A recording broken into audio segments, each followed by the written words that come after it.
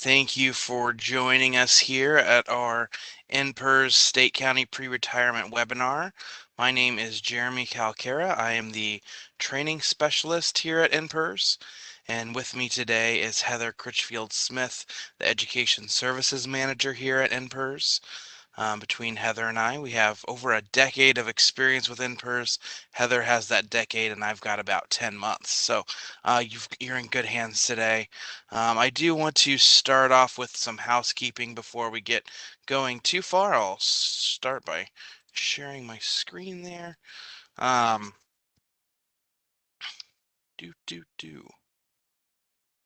First, you've probably noticed by now that your cameras are turned off and your microphones are muted. This doesn't mean that we don't want you to ask questions. We absolutely do. The issue is that with Webex, the more people that are on the call with their cameras and their microphones, the slower the system works. So to keep things running smoothly, Heather and I are the only ones who will be using the cameras and microphones for the event today. There should be a Q&A panel on your screen to the right of where I'm sharing that would have a place for you to put your questions. And we would ask that you put your questions in that panel, and we will get to them at a couple of places throughout our presentation today and then again at the end. There is also a chat panel that is different than the Q&A panel. We would ask that you not use that. That panel is harder to keep track of which questions have been answered and who got the questions. And so we would ask that you just leave that channel open. We will be putting links to some of our online content on that chat panel throughout the day, so we would ask that you keep it clear for that purpose. Use the Q&A panel if you have questions or comments, please. And then secondly, while we're talking about Q&A time, I just want to temper your expectations here a little bit. Like I said, we do welcome your questions and we do provide time to have them answered. But when we're answering questions, it's a lot more important to us that you get correct information than it is that you get quick information. And given the fact that Heather and I do not have access to your account information today, there is a chance that instead of giving you an answer, we're going to ask you to call the call center. Please know that this is not us blowing off your questions or your concerns. It just simply does us no good to make educated guesses on things when we have friendly and knowledgeable people here to answer your questions while having the access to your account to make sure that the information you're receiving is accurate. Next, the reminder email that you would have received from me probably yesterday had an attachment. That's the presentation we will be using today.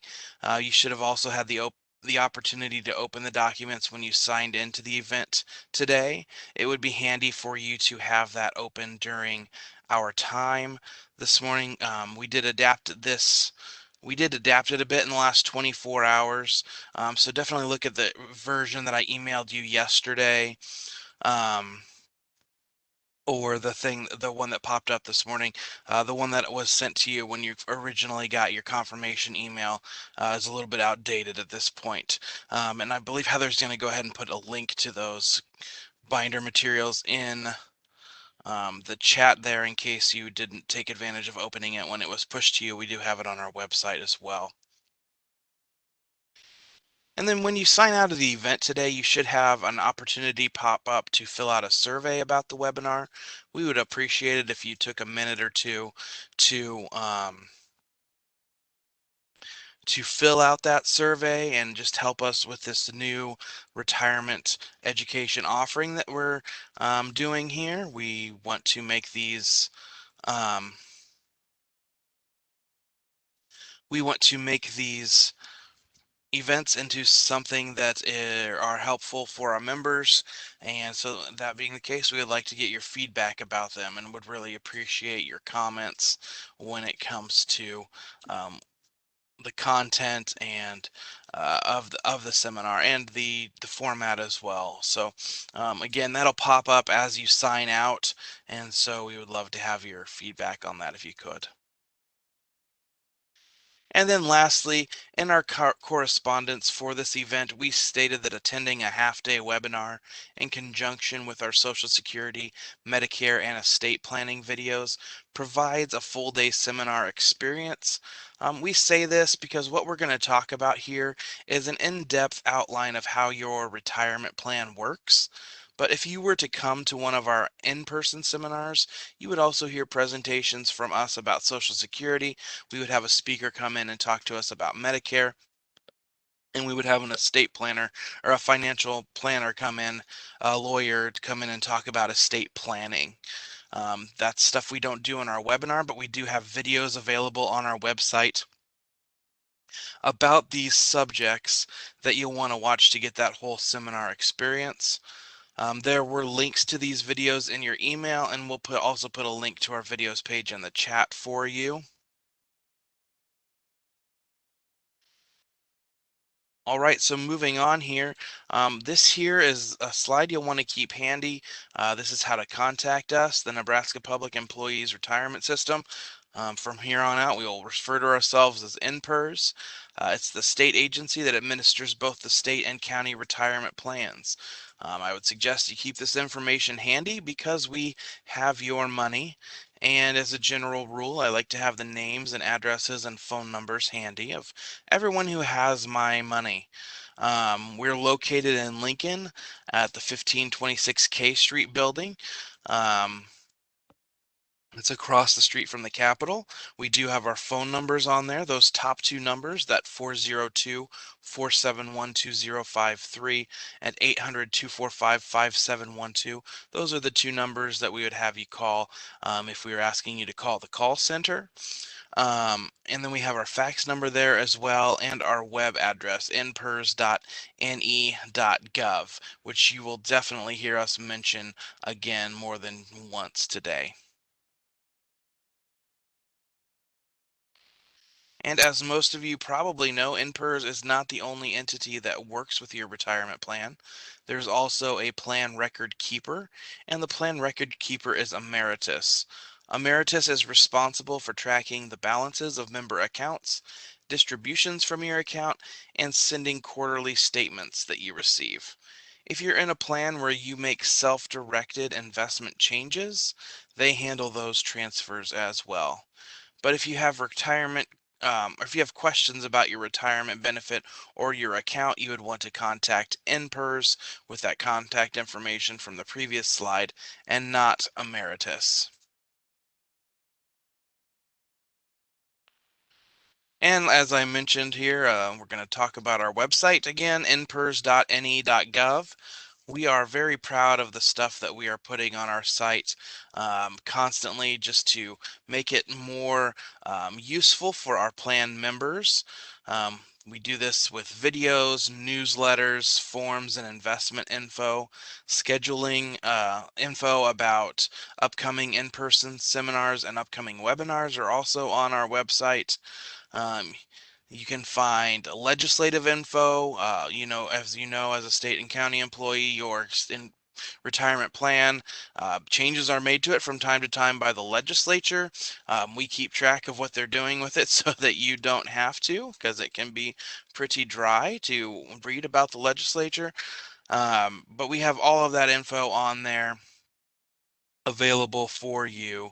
And then we also have a benefit estimator on there, which will give you an opportunity um, to look at, to plug in some numbers as what your retirement account has in it, and see what you're looking at if you were to purchase an annuity from us. So it's a very good tool for you that's also available there on our website. You will notice over on the right hand side of this slide, there are two different online account accesses that you have access to on our homepage at npers.ne.gov. One is the NPERS online account access. If you sign up for an NPERS online account access as a state county employee, what you're mostly going to be able to do with that is to review the beneficiaries that you have on file with NPERS. That's important because of all the things that we might tell you to call the call center to ask them about. The one thing that they can't tell you over the phone is who your beneficiaries are. That's against the law. So that's why that is useful. And then there's also the Emeritus online account access, which provides you with additional information about your account. You can go there to look at your account balances. You can access your quarterly statements online. And if you're in one of the retirement plans that allows you to make investment elections, you can do that online as well. You can also review your investment performance through the Emeritus online account access.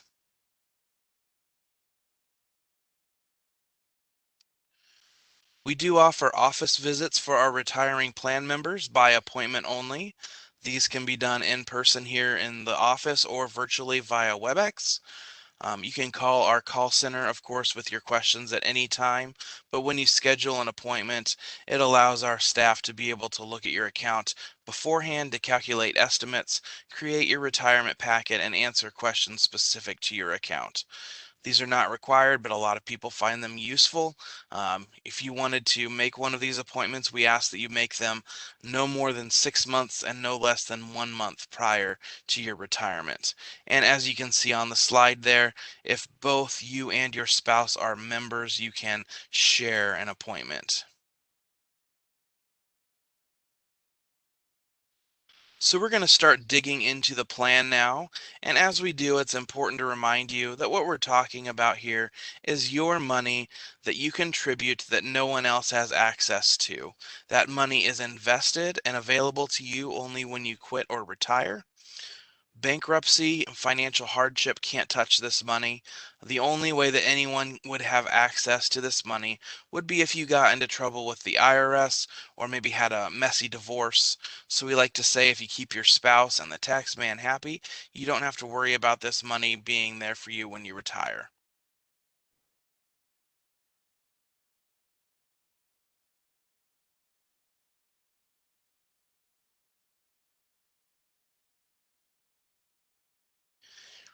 An important place to start when we talk about the state county plans is to talk about which benefit you're a participant in. There are two different benefits that you might be a part of as a state or county employee. And those are either the defined contribution benefit, which we will refer to as the DC benefit, or the cash balance benefit, which we will refer to as the CB benefit. Those are the mandatory participation benefits. And then there's also the deferred compensation plan, or DCP, that we mentioned that we mentioned just a second ago. That's the voluntary plan. And so which benefit is it that you're a part of? There are a few ways that you can tell. The easiest way is that if you began in the plan after January 1st, 2003, you are a cash balance member. There are two tiers in cash balance. If you joined in that plan on or after January 1st, 2003, but before January 1st, 2018, you are a cash balance tier 1 member.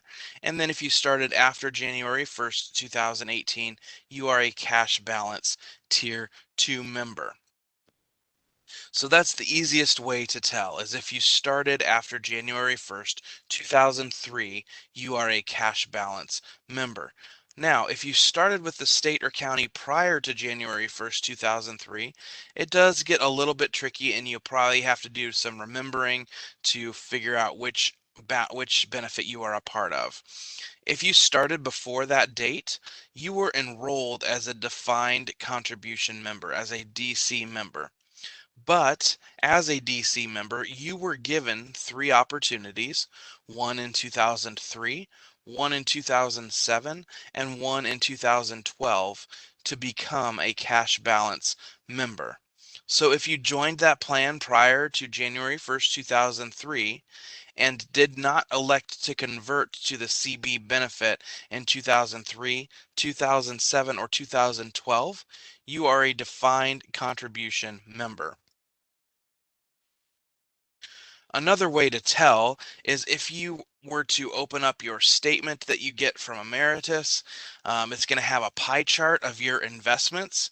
If your pie chart looks like just a circle or a pie that hasn't had any slices cut out of it yet, that would mean you are in the CB plan. And if it does have several pieces of pie cut out of it, that would mean that you are a defined contribution member. So those are the ways you can tell which one you are in. So what's the difference in the two benefits? We're going to talk about that here for most of the rest of my time, as we'll talk about what's different. That those big things are the rate of return and the risk, the investment choices, distribution options, and annuity benefits. The things that are the same between the two benefits are contribution rates and vesting, as well as retirement age. So we're going to talk for a minute here about the ways that they're the same, but first you might have noticed at this point in the presentation that we've talked a bit about how different benefits within the plan are different, but we haven't talked about how the state plan itself is different from the county plan. The reason for that is that they're largely the same. The one place they do differ is in the contribution amounts. So if you're a state employee here, you know that every other Wednesday when you're paid today, yippee, get to buy the extra hamburger at McDonald's because it's payday for lunch. You know that if you're a state employee, you see that 4.8% taken out of your salary to contribute to the plan every time you get a paycheck. The state of Nebraska then matches 156% of that contribution, and that's put into your retirement account. That is different from the county contribution, where if you are a county plan member, you are plan member, you contribute 4.5% of your salary, and the county matches those contributions at 150%. So that's why we don't do a lot of delineating between state and county plans. The only difference is the amount that you contribute. The rest is going to be pretty much the same. Okay, so the first area in which the two plans, the CB and the DC plan, are the same is in the vesting schedule. If you are under the age of 55, you're vested in the plan after 3 years of service time. Now, what does vesting mean? Vesting is the point where if you were to terminate, you would be entitled to all of your contributions plus the contributions by your employer. So if you're under 55 years of age, that is 3 years. Now, I mentioned earlier that I've been with NPERS for about 10 months. I've been with the state overall for about 2 years. So if I were to quit tomorrow, I would only be entitled to the portion of my retirement account that I put in. I would not get the state match portion. But if I were to quit this time next year, I would be able to receive both my contributions and the contributions by the state of Nebraska when I terminated. So that's if you're under 55. If you're over 55 and you're a contributing member to the plan, I have good news. You are vested. You don't have that 3-year period to wait. But notice I did say that if you're a contributing member to the plan after age 55. I couldn't quit now at 40 and just leave my money, just defer it for 15 years and then be vested at age 55. you have to be a current contributing member to the plan over the age of 55. And if you are one of those people, then you are vested. That's whether you started in 1980 or whether you started last week. If you're over the age of 55, you are vested. Those are the easy ways to be vested. Those are the ways that we recommend being vested here at the webinar. The other ways are if you die as a contributing member or develop a qualifying disability. Those are the not so fun ways to be vested. I would recommend avoiding those and just going for the 3 years or living to be past 55. And just a note about the qualifying disability.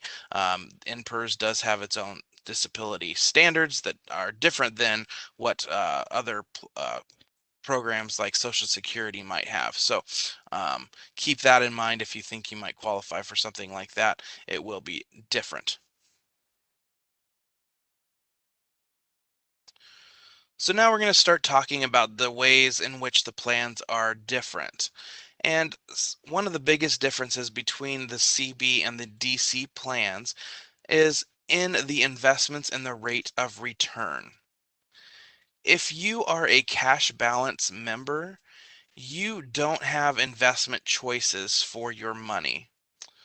The Nebraska Investment Council directs cash balance funds, but you do get a guaranteed rate of return. Cash balance members receive the federal midterm rate plus 1.5% with a guaranteed minimum of a 5% rate of return. That's a pretty good deal. I'm not sure if you've looked for like savings accounts or investments with guaranteed rates of return recently, but they're not giving you 5%. I opened a savings account this summer for my children, and the best rate I could find in town or online or anywhere was 0.3%. So they're not just handing out 5% rates of return like candy. If you go somewhere where they are handing out 5% rates of return like candy, give them all of your money. I'm just kidding. I don't give you investment advice, but that's a pretty good rate of return. Um, and also the 5% minimum is a good deal when it comes to the federal midterm rate, because rarely does the federal midterm rate plus 1.5% equal 5%. The midterm rates came out a few weeks ago and they were 0.86%. So even with that 1.5% bump, that would be a 2.36 rate of return if it weren't for that guaranteed 5% minimum. And it's also important to point out that that is a minimum, so that if the midterm rates came out at like 4%, you'd still receive that 1.5% bump and receive a 5.5% rate overall. Another difference is, as a cash balance member, you receive enhanced annuity factor rates. At a recent seminar, somebody asked us to explain what annuities are, and so just as it's basically something that you purchase that then gives you a monthly benefit for the rest of your life. Heather will go over all of the different options that we have, but you take a portion of your account or all of your account and you purchase an annuity, and then that annuity pays based on a lot of factors, will pay you a certain amount per month for the rest of your life. And you receive enhanced annuity factor rates as a cash balance member. For tier 1 members of cash balance, and again, that's everybody who started after January 1st, 2003 and before January 1st, 2018. That's a 7.75% annuity factor rate. And for tier 2, it's currently a 7.5% annuity factor rate, but that will be decreasing to 7.3% in 2002, and then it's going to decrease by 0.10% per year until it settles at 7%. And then another nice feature of the cash balance benefit is that you're eligible for dividends as a CB member. You might have noticed on your recent statement, if you are a state member, you received a 5.25% dividend this summer. And if you're a county member, you received a 2.5% dividend. So that is cash balance in the ways it is different from defined contribution.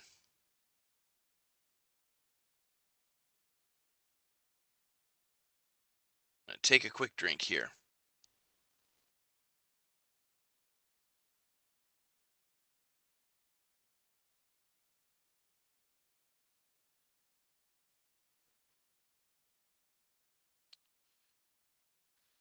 So the big difference in the DC benefit from the cash balance benefit is that you control your own investment decisions as a DC member.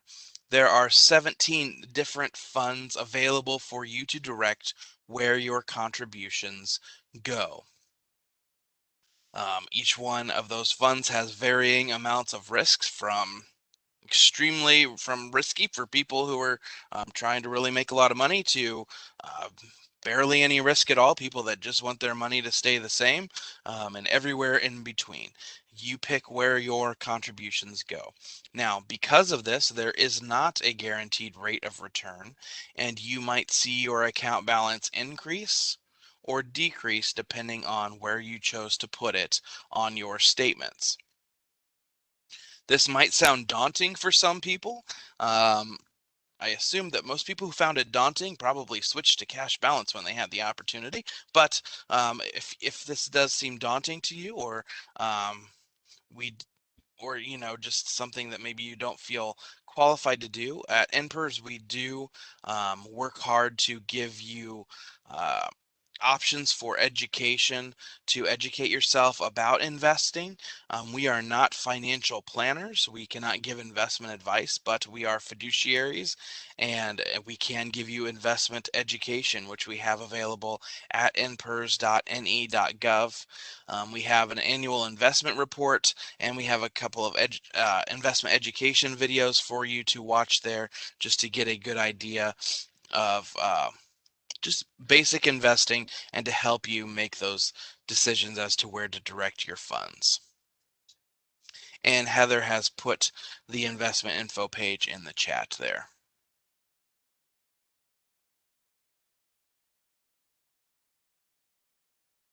And when we talk about DC members, we need to talk about fund allocation and how that works.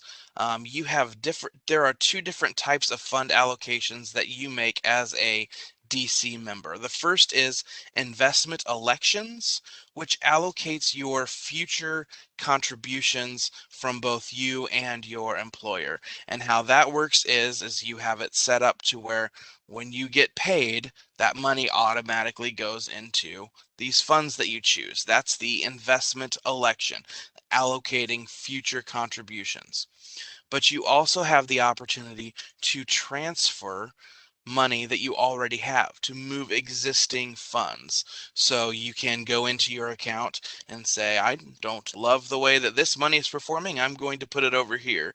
And you get to make those decisions for yourself. So you get to make the elections, allocating future contributions, and transfers, which moves existing funds. Those are the two different types of allocations you get to make as a DC member. Now, how do you do that?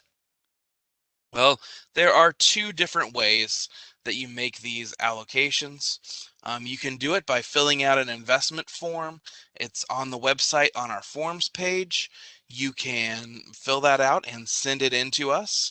But if you do have one of these accounts, whether it be the DC or DCP account, where you can make your own investment choices, I would really highly suggest opening that Emeritus account access, because on that you can make those elections, and they change at the end of the business day that you make the elections. So it's an almost immediate change. If you fill out the form, we all know how long the mail is taking nowadays. Then it comes here and sits for a couple days, depending on how much stuff is in our queues to get to it. And so, it could be up to over a week before your allocations, before they get changed. With the Emeritus one, like I mentioned, it happens that at the end of the business day. So it's just a lot faster. If you don't have that account, I would highly recommend it if for nothing else other than doing the fund allocations. All right, and at this point, I am going to pause and see if we have any questions that need answered.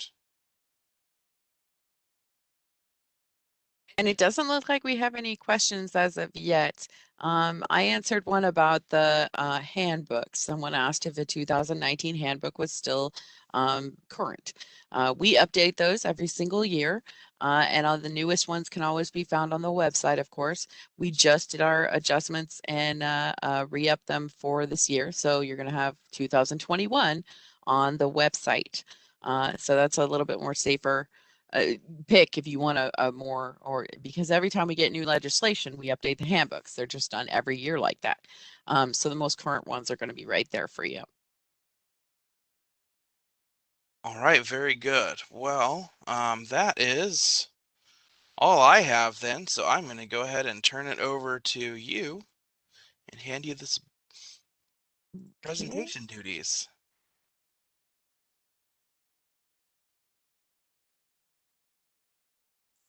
And I'm getting there. There's a little bit of a transition when you switch over. So give us just like 10 seconds.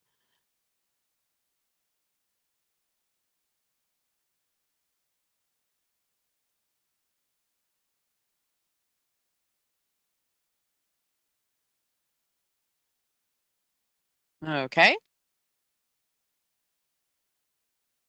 So my name is Heather Critchfield Smith. Like Jeremy said before, we're part of the Educational Services Division of the NPERS agency that takes care of your retirement. Essentially, excuse me, we're going to just start out with the difference between retirement and termination here. And Jeremy did a really great job of explaining that if you are in DC or DCP, you need to be focused on some of these things you might not be thinking about yet, like your investment strategy. We're going to kind of harp on that. Everybody should have their own investment strategy. You should know whether you are a conservative investor, a moderate investor, or an aggressive investor. We have given a lot of tools out there, and investing is not something that's easy to get into, especially as far as beginners go and understanding how to do that. But we do try and make it as accessible as possible. I put the link in there for the investment info page, but there are literally 3 videos on there. One of them step-by-steps all the way through allocations and transfers, how to do that if you want to. We have a beginner's guide for investing that's done by a financial planner because, like Jeremy said, we are not in financial planners. Essentially, we are fiduciaries, which means that we have your best interest at heart. It's in our interest to help make great decisions for your retirement. So we're never going to advise you. We're going to lead you there, give you all the information you need, and then you need to make the best decision for you. But of course, we're going to try and make it so you don't harm yourself financially. That's what a fiduciary essentially does. And the last video that's on there is one for a little bit like intermediate investors. That's going to go over each and every fund. When we talked about DC and those pies that you're going to see inside your emeritus statement, the one pie is going to be full. It's going to say 100% cash balance. Okay, that's how you know your cash balance. But if you're DC, there are different parts of the pie. Those different parts of the pie represent funds that your money is in currently. Okay, each one of those funds has a different risk return strategy on that. Okay. But also you can learn about these funds to see which ones are going to best fit into your investment strategy for retirement. Most people who are investing for retirement are investing long term. So you have goals and things that you've got set, and these funds are going to get you there as long as you understand how they work and what they can do for you. So those 3 videos can be very, very important to people, particularly if you're not, you're just getting into investing, or you're not really super knowledgeable about the funds that we have available to you. Okay. So now that I've done a little advertising there, let's keep going and talk about retirement versus termination. Now, with these words, retirement and termination, they may seem like there's connotations to them. Okay, they're really only about a certain time period. If you cease employment, and this is what we're talking about, when you cease employment, you stop working. It's the one thing you absolutely must do to retire. You stop working. Okay, so if you cease employment on or after age 55, that's considered retirement. Okay, so we would say you've retired if you ceased employment on or after your 55th birthday. The reason that one's important is because it might actually allow you to have a continuation of the state's health insurance if you're a state employee. We're going to talk absolutely briefly about health insurance, particularly from ages 55 to 65 at the end of the presentation. And when I say briefly, it's going to be pretty short because the options there are not many. But this age, your retirement, may allow you continuation of the state's health insurance. Okay, so what if you cease employment prior to age 55? Well, if that's what happens, then we call that a termination. That does not have any negative connotation to us in the office. We don't automatically, oh, well, they got fired or they quit or whatever. It has no connotation. It just simply means to us the ceasing of employment. You have terminated. So you might hear us talk about the termination date for someone. That just means the date that they ceased employment. Okay. The reason that it's important on this one, it's if you do cease employment prior to age 55 and then you attempt to take funds from your retirement account, you could be subject to something called the early withdrawal tax penalty. Now that's a federal one, but essentially what it is an extra 10% federal tax and an extra 3% state tax. Now remember, if you're taking a lump sum distribution, let's say, we're already going to withhold a mandatory tax amount. Okay, we have to. That amount is 20 and 5, so 20% federal and 5% state. Now, if you're subject to the early withdrawal penalty, that's going to increase that. So suddenly your federal taxation goes up to 30% and your state taxation is now 8%. And you put that together, that's 38% right off the top that's going to taxes.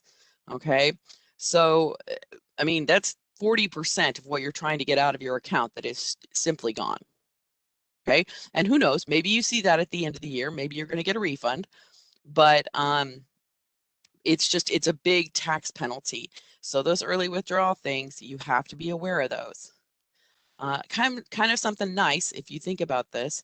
When we talk about retirement, so that's on or after age 55 that you actually cease employment.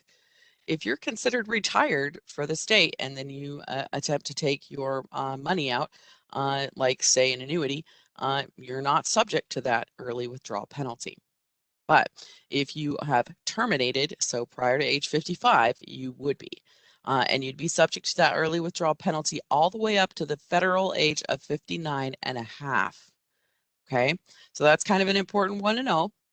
You do get the same distribution options whether you retire or you terminate. That one doesn't matter. The same distribution options are going to be available to you whether you retire or terminate. Okay. Okay. So let's talk specifically about the defined contribution plan and participants, the options that you have for withdrawal or distribution under the DC plan. There's a couple of them. You can defer it. So that's deferral. You could take a lump sum. You could roll it over. You could have a systematic withdrawal. You could take an annuity, or you can do a combination of all these, okay? The important bullet point on this page, if you are a DC member, is the one right in the middle that says no limit on number of distributions. Now, you know, if I stop and I say it real slow, this one's going to be important. Okay, if you're a DC member, you have no limit on the number of distributions. So let's say that you wanted to take a lump sum distribution of $1,000 out of your account every single month. You could totally do that as long as you're willing to submit an application to do so every single month for 12 months of the year. We would process each one of those as an individual lump sum to you, and there you go. A systematic withdrawal actually functions in kind of the same way, but no number of limits on that. So you could do it all year long. You could do it twice a month if you wanted to. No limits on that. Okay. Now, why is that important? Because the next one we're going to talk about is cash balance participants. And there is a limit, and that limit is one time. If you're a cash balance participant, you have a one-time distribution event. Now you have almost all the same options except for systematic withdrawal, which is only for DC. So basically you could take an annuity, a lump sum, a rollover, a combination of all these, or you could just leave it sit. But the important thing to note here is if you're a cash balance member, if you take $1 out, you have to take all dollars out. Okay? So $1 out, all dollars out. If you're DC, you can do multiple little distributions if you'd like. You don't have to take it all out at one point. You can take out many small distributions. But if you're cash balance, $1 out, all dollars out. Now, does that mean that you can't do a combination of these? Absolutely not. If you're cash balance, you could say, and I'm going to give you an example. Let's say I have $60,000 in my account. And I decide I'm a cash balance tier 1, and I decide that I want a lump sum of cash. So I'm going to take $10,000 out just so that I have some liquid funds in retirement. I mean, what if my water heater breaks down or if the car needs a new axle? It's important to have a little bit of liquid if you're going to be retired. And I'm going to take $10,000.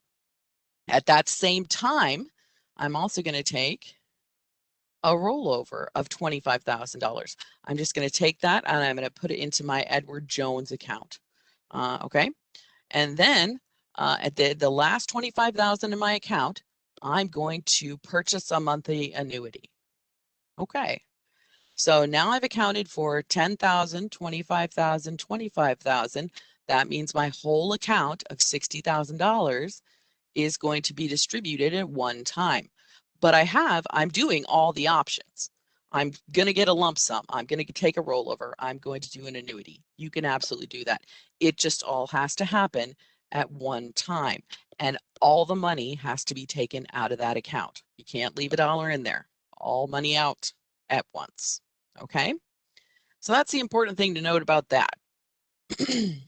Let's talk about deferral as an option.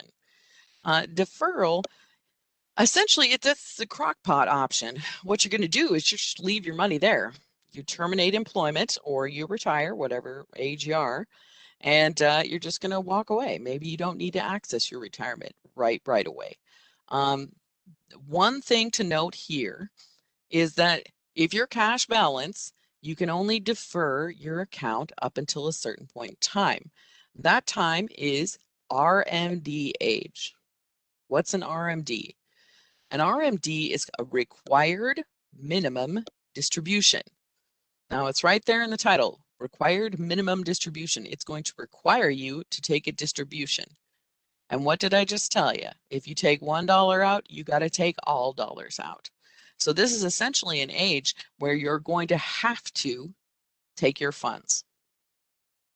Now you have, if you work past most people's age, if you are, let's see, born on or after July 1st, 1949, your RMD age is 72 now. And RMD ages do change. Like if you've been watching the Secure Act in the legislation, that could change the RMD ages too. But if that happens, we will let you know. But you've got up until that age. And if you're a cash balance member, let's say you work past age 72, let's say you're 73, and then you terminate employment, you're going to be put on a fast track timeline. You have up until April 1st of the year following when you terminate to take care of your account, which means to get all the funds out to take care of your RMD. And for cash balance, like we said before, that means taking all your money out. So you better have a plan prepared, and it does kind of fast track you if you've gotten to RMD age. Okay, if you're worried about RMD age, we're going to have a handout up on the website probably by the end of this week that is specific to state county members and gives you kind of better idea what your timeframes are for RMDs. Okay, we're always going to send you updates and stuff like that. Like I said, NPERS is a fiduciary, so we're going to start sending you letters around age 65 that say, hey, you might want to pay attention to this. It's going to be important to you. We don't send you junk mail, just so you know. We only send you important things that you kind of need warnings about because this is your money, and we don't want anything to go wrong with your money or your retirement. So you can defer it. You can just leave that money there. What are some good reasons to defer this money just to leave it? Well, if you're a DC member, then hopefully you have these in really great funds that are right along with your investment strategy, and you want them to stay invested. So if you just defer it, then essentially you're leaving that money there to be in the funds that you chose, and it's going to keep making you returns on your investments. You can still change your investments if you've terminated or if you've retired and you decide to defer it. You can still make updates to those funds. You don't have to just set it and leave it if you don't want to, but you certainly can. And that's going to stay where you put it. If you're a cash balance member, and of course, we talked about the fact that you receive that midterm rate plus the 1.5%, or you get your minimum of a 5% guaranteed rate of return in that money. So you could simply let it stay there, making its 5%, which is I'm not supposed to give connotative language. I can't say things are great or awesome or wonderful, but the 5% minimum guaranteed rate is competitive. How about that? Okay, competitive. Also, with the cash balance, you have the potential for dividends. If you're ever curious about a dividend, our PERB, what they does, PERB, that is the Public Employees Retirement Board. They oversee our agency and they make a lot of decisions regarding your plans.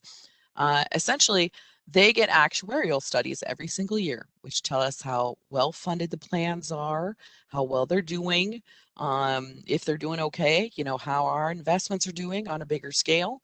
And then they make some decisions based on those actuarial reports. If the plans are overfunded or funded very well, they can issue a dividend to cash balance members. And that dividend, they issue it in essentially July. Okay, they said, okay, we looked at all of the reports, we're going to issue it in July.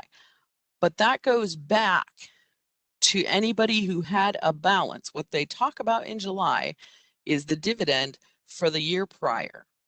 Okay, so anybody that had a balance as of 12/31 of that prior year, the dividend is based on that balance. So if you get 5.25%, it's going to be 5.25% of that entire account balance that you had on December 31st of the year prior. Okay, so that's kind of how those are determined. And essentially, if you're working, you might not even know that you got a dividend because that goes straight back into your account.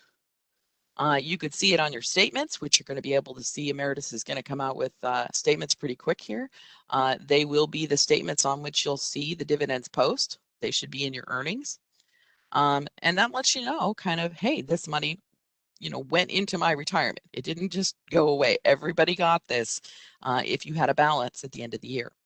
Let's see. And of course, there's no taxes due because you're not moving any money around. If you defer your funds and you leave them there, you're not creating any sort of taxable event. It's just they're earning interest and returns for you. Okay, so that's a deferral. Now, I'm going to say, before we move on to some of the more in-depth options that we've got, we're going to take a 10-minute break. So that's going to be from 9:50 to 10 a.m. And if you come back at 10, we're going to continue with distribution options. We're going to move on to annuity options.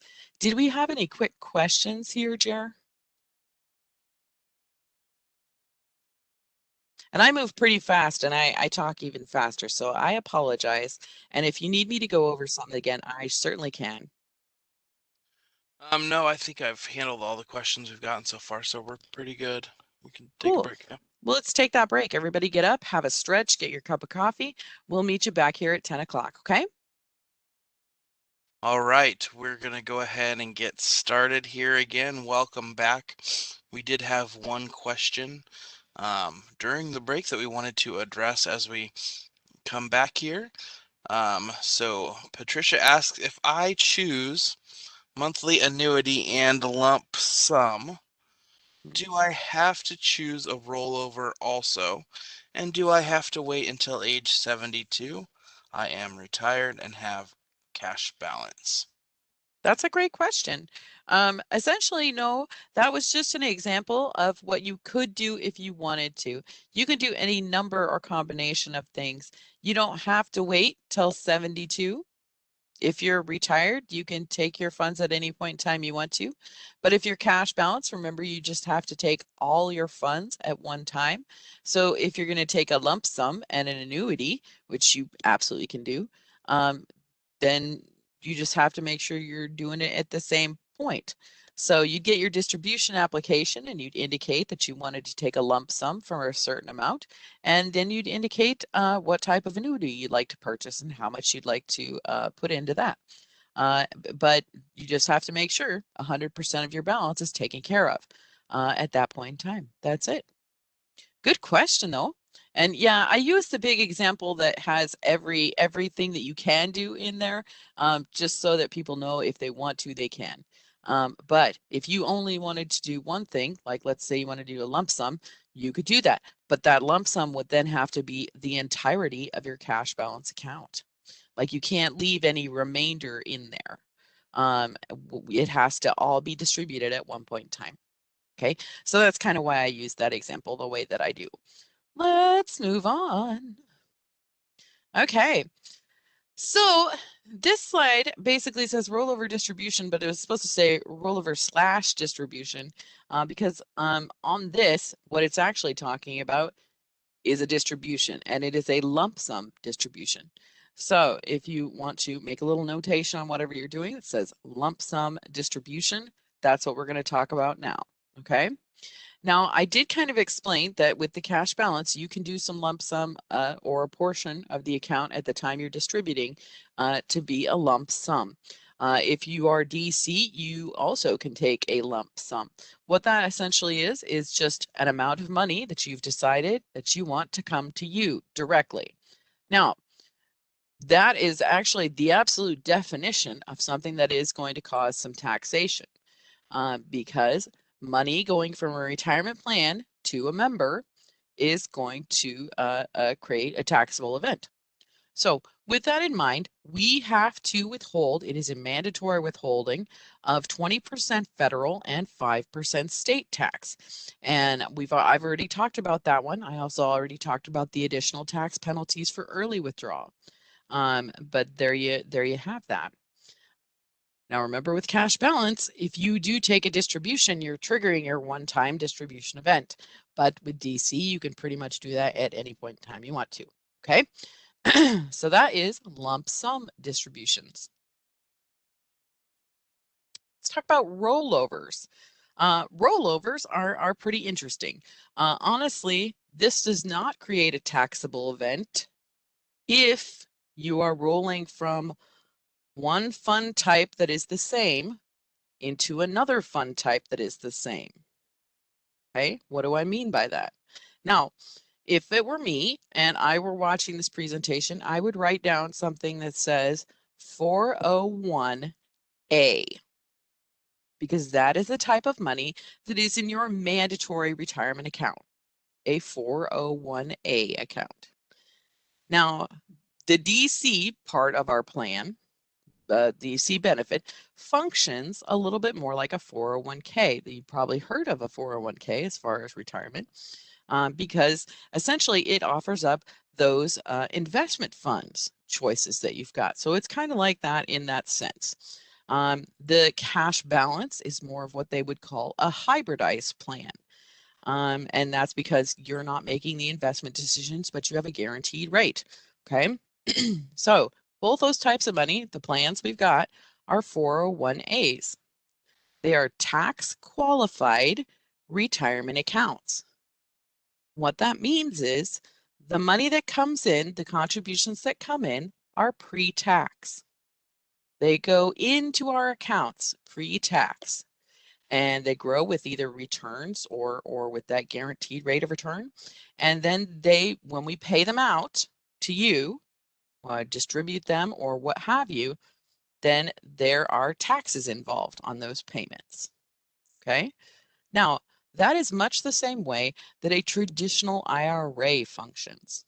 You're going to put in pre-tax money, and then when you get out payments, those payments will be taxed.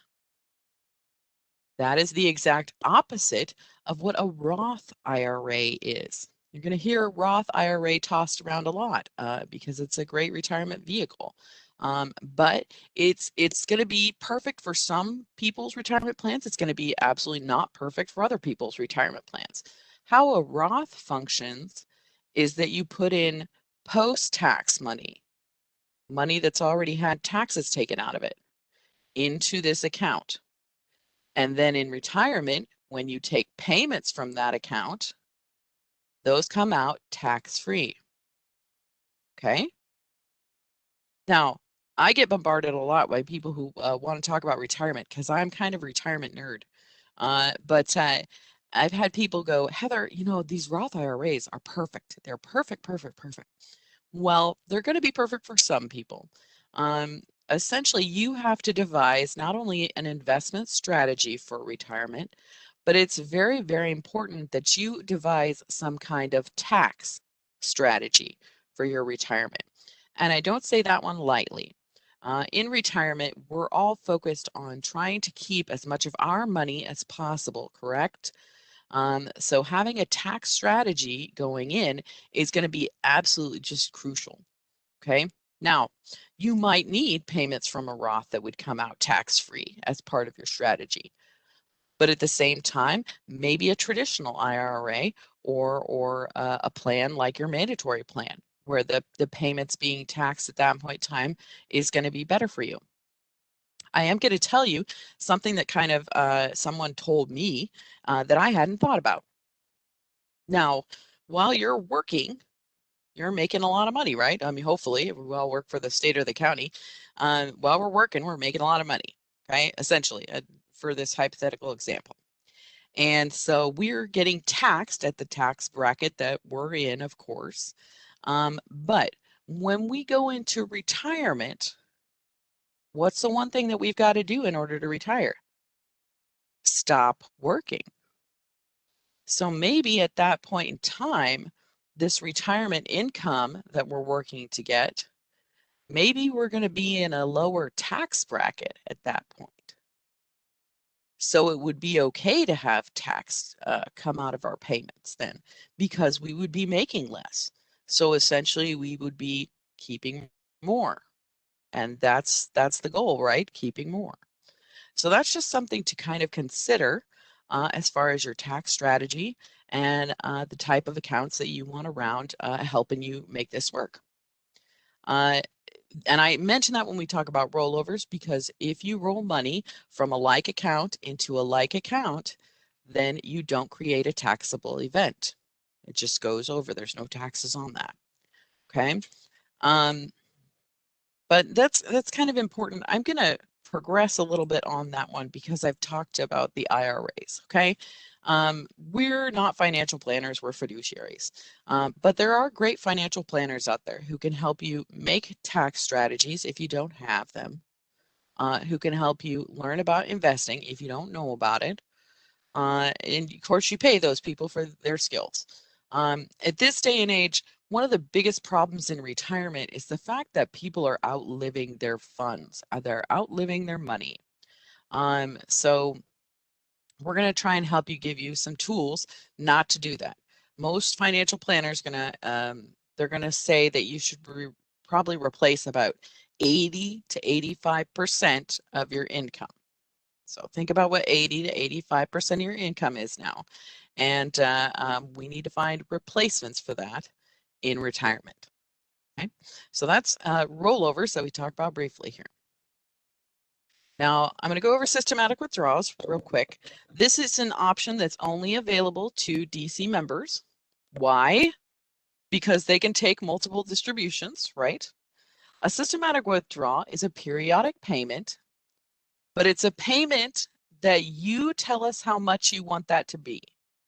Okay, it just has to be over the minimum amount of $100, but you can tell us the frequency of that too. So you can tell us the amount that you want, and then you can tell us if you want it monthly, quarterly, semi-annually, or annually. Okay, and you can change that up to 2 times a year. Okay, now because what this is essentially you setting up payments that are going to come to you, the member. Now remember what happens when we take money of our retirement account and have payments come directly to us, the member. Those are taxed. So they have the mandatory 20 and 5 that are going to be withheld from them, and early withdrawal penalties if you decide to do that before that retirement age. So there you go. That's what that is. And they are just like little distributions. You can keep this systematic withdrawal going until the essentially the balance of your account runs out if you want to. But they go basically as much as the account balance. So once the account balance is run out, it's gone. Okay, but you get to set the amount on this one. And this is how this is very different from, say, an annuity payment. As a systematic withdrawal, you tell us that amount and frequency. With an annuity, we are going to give you an amount based on all these different factors, and that's going to be a monthly check. Okay, but let's move on. Let's keep talking about these. In fact, let's move right on to the monthly annuity. Okay, now Jeremy kind of explained what a monthly annuity payment is. I'm going to go a little bit further in depth with that, hopefully, and just lay it out for you. It is a periodic payment that is going to provide for you a monthly check. Okay, that periodic payment is determined by a lot of different factors. You're saying, Heather, how do you know about this? Well, I processed annuities for a real long time. Real long time, 2 years. Sometimes things seem longer than they actually are. So I'm pretty familiar with the factors that are used in determining that monthly amount that you're going to get. Okay, and there are a lot of them. If you're cash balance, then we use different mortality tables for you. If you're a tier 1, then we use the 1994 mortality tables. And if you're tier 2, then those tables are updated depending on the actuarial evidence that we get provided by our actuaries kind of every year. Okay. Now, another thing that's going to affect your annuity is how much you decide to put into it. Okay. So you determine the amount that you're going to use for your monthly annuity. You're going to tell us, I want to use this much of my account. And at that time, we will take that much of your account and purchase an annuity. Okay? So this is a very important thing to understand, because a lot of the time during these seminars, I will get people come up to me and say, okay, so after I purchase my annuity, does my rate of return, is that still 5%? Do I get that 5% rate of return? No. You don't get a rate of return on this money. It's not sitting in an account someplace for you anymore. You've used it to purchase your annuity. Okay? So that's just very important to know. Also, we're going to use a factor. We're going to call this the annuity, basically, I call it an annuity factor rate. It's not to be confused with a rate of return. Like I said, if you've purchased an annuity, we're going to use all these different things to give you the amounts, and then that's kind of set. And there is no rate of return because you've purchased this new animal. It's gone from being a giraffe to being a hippo. Okay.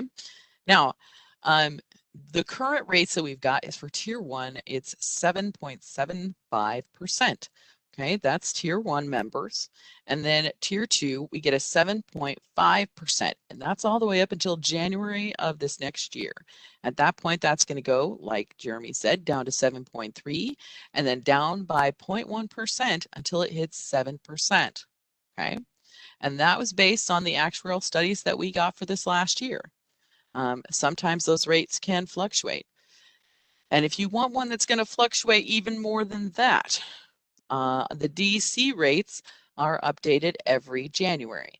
Okay. If you're going to take a DC annuity, you get a rate just like this 7.5 or the 7.75, but it's different. That rate fluctuates every single year. The last year it was, I believe, 2.89%. Okay, so we did get a new one for this January. I'm going to talk about that a little bit more when we look at these salary replacement examples. Okay, another thing that's important about these annuities, when you establish an effective date, you are essentially locked into them. Okay, there is no getting 2 or 3 years into it and then saying, oh no, I don't want my annuity anymore.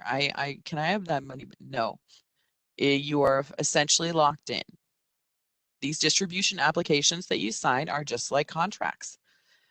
So it's important to know when you go to get your annuity, what you want that option to be and that you're comfortable with that, okay? And if you're not, then you need to be asking questions. We have a great call center, and this is a resource you need to be utilizing. They can see your personal information and give you basically some know-how to help with that. And if you don't understand the options, we want you to understand these options before you get into it.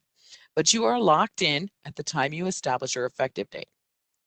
I also want to go back and talk about that DC rate that changes every January. Okay. When it changes in January, that means that all the annuities that are figured for that year have that same rate. So that annuity rate is for that year.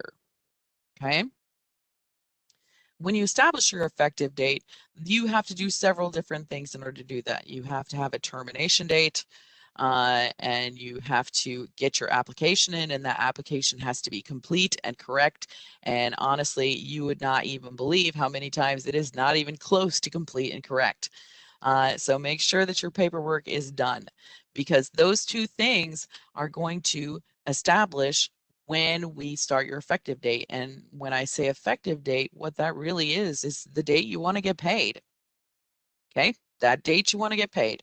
And it's going to be the first of the month following a completed application received and when your termination date is. Okay, those two things determine that.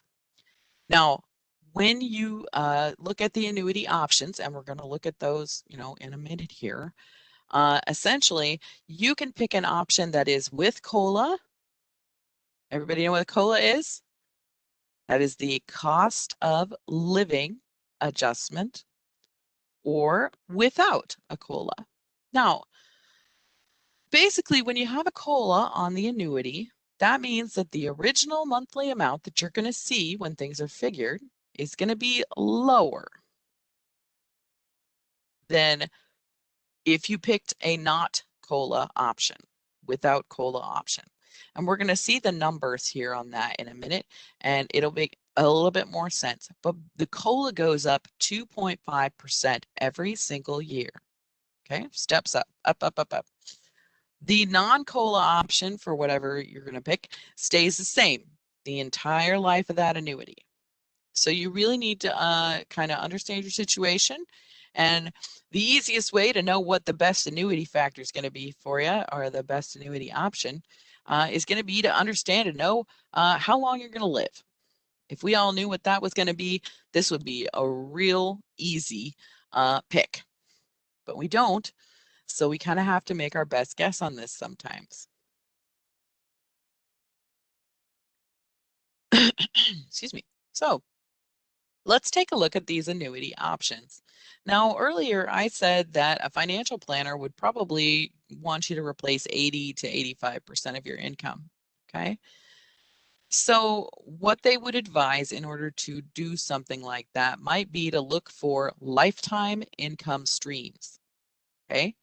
Social Security is a lifetime income stream. It's going to pay you a benefit essentially every month for the rest of your life, right? That's how that functions.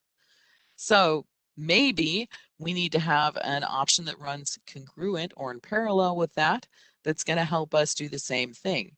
Now, these annuity options that we talk about here, from life only, are you ready? You're looking at the slide. From life only down to non-spousal joint survivor, all of those options are going to provide for you, the member, a lifetime monthly benefit.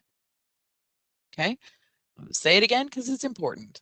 All of the options from life only to non-spousal joint survivor are going to provide for you a monthly benefit for the rest of your life. Okay, this designated period one at the bottom here is the only one that doesn't, and it straight up says it, no lifetime guarantee on that payout. So you're going to ask me at this point in time, well, Heather, if they all provide for a lifetime monthly benefit payment, what makes them different? Well, what makes them different is the probability that there'll be a death benefit payout under that option. Okay, that's what we're talking about here. With the life only, it becomes the easiest one to talk about and explain then, because there is no probability we will pay a death benefit on this, because this annuity ends at the same time you do. Okay, so if you've chosen the life only option and you're getting your payments and you pass away, that's it. It's just done. Okay, there is no payment to a beneficiary. It's just, it stops. Okay, now there are some people, and of course I always have like someone come up to me during a seminar that says, hey, Heather, you know what? My best friend, they took this life only option and got like 2 payment checks and died. Now, do you think that's fair? Isn't that awful? Well, first of all, I'm not really allowed to comment on that. But sure, that's not fair. But that's how that happens sometimes. With that life only option, you're only going to get paid for your life.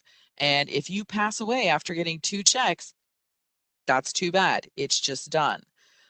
The money that was used to purchase that annuity has already, at the time that you purchased it, gone into this big pot that's used to pay for everybody's annuities. Okay? So yes, it's sad. Does it happen? Yes, of course it does. But if this is something that's going to really upset you, should this happen to you, then perhaps let's consider the next option.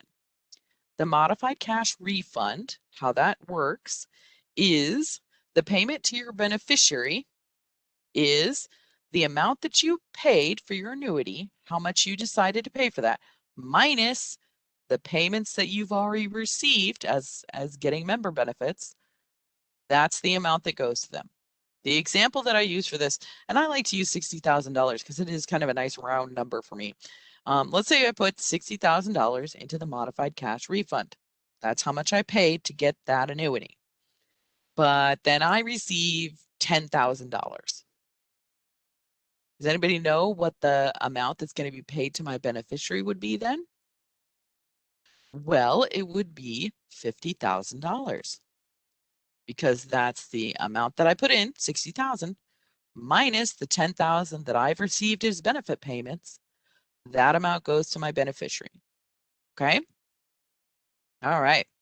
And so that, hopefully that won't, you won't stay up at night wondering what happened to that balance that you used to pay for it. The next one that we're going to talk about is the period certain and continuous option. And this one tends to confuse people a little bit because it is tied to some numbers. We've got a 5, a 10, and a 15-year option under the period certain and continuous. But I want you to think about this one in reference to number of monthly payments. So anybody know how many months there are in 5 years? Well, there's 60 months. All right.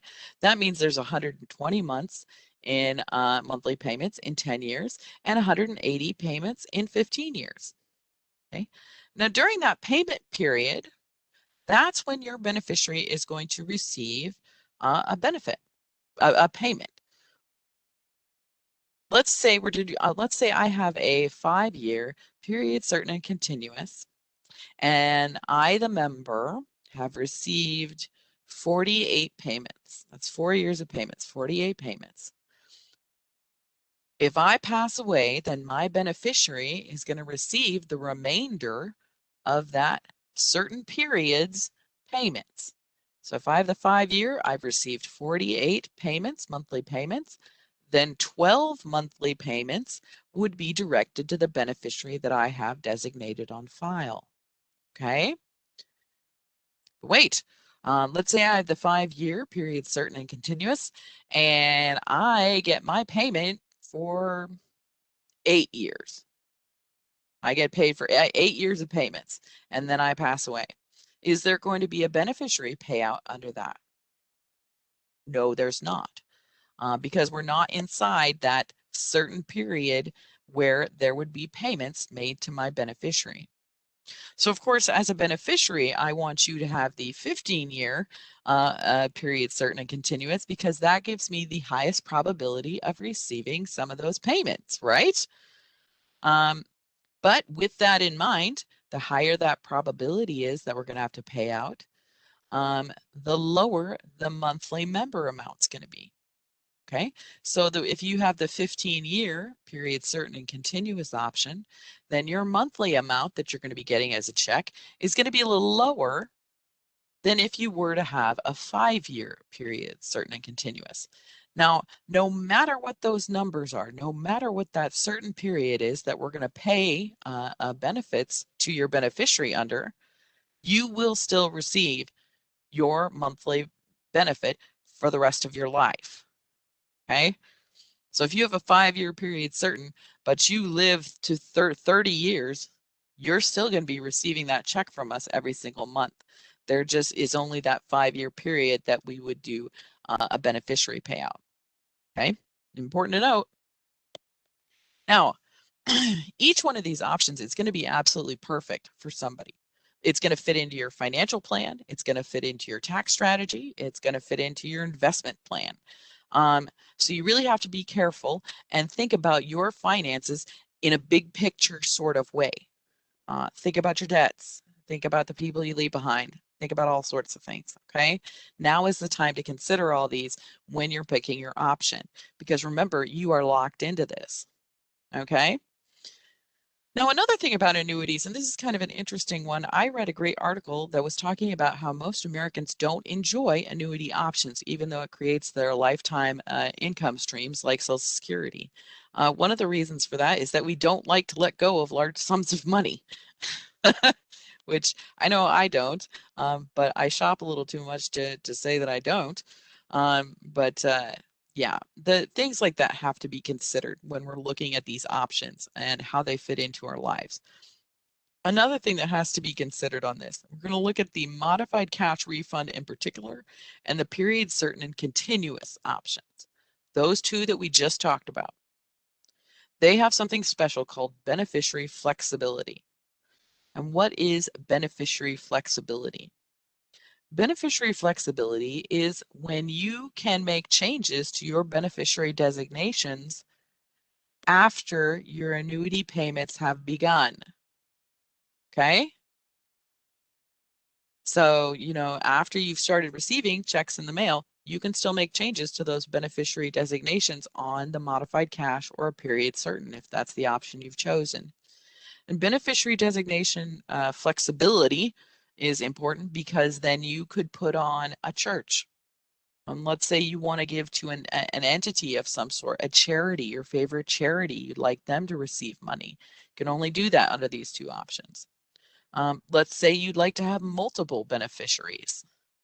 If you'd like to have multiple beneficiaries, like your 3 grandkids you want on there as your primaries, then these two options have the flexibility to do that. Some of the other options, they don't, but these two do. So it's always important.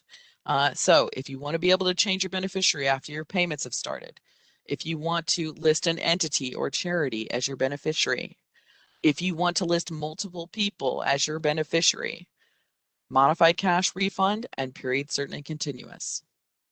Okay. So let's talk now about an annuity option that does not have beneficiary flexibility. The joint and survivor option, and this is another one that goes along with some numbers so people get confused. The joint survivor at 50%, 75%, or 100% options. Anybody know who that beneficiary might be? Hope you're yelling it at the screen like this is Dora the Explorer. This is your spouse. Okay. More importantly, with joint and survivor, your beneficiary is going to be your spouse that you're married to at the time you establish your effective date. Now, you know, if I said it low and slow, it is important. The spouse you're married to at the time you establish your effective date. So let's say in this crazy world, you get an annuity that's a J&S with your spouse at the time, and then 2 to 3 years down the road, you end up getting a divorce.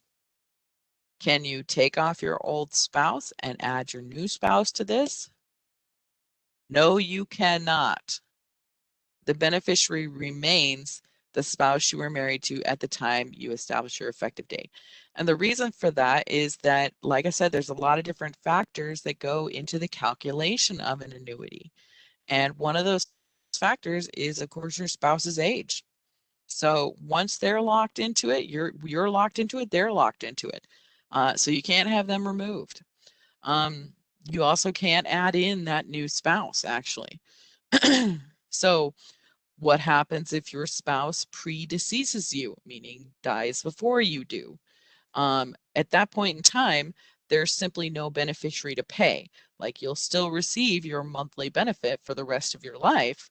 There's just no surviving spouse that would be entitled to a benefit payment after you passed away. And essentially, that's what the joint survivor is. Let's say my benefit is $1,000 a month, and I have the 75% joint and survivor option.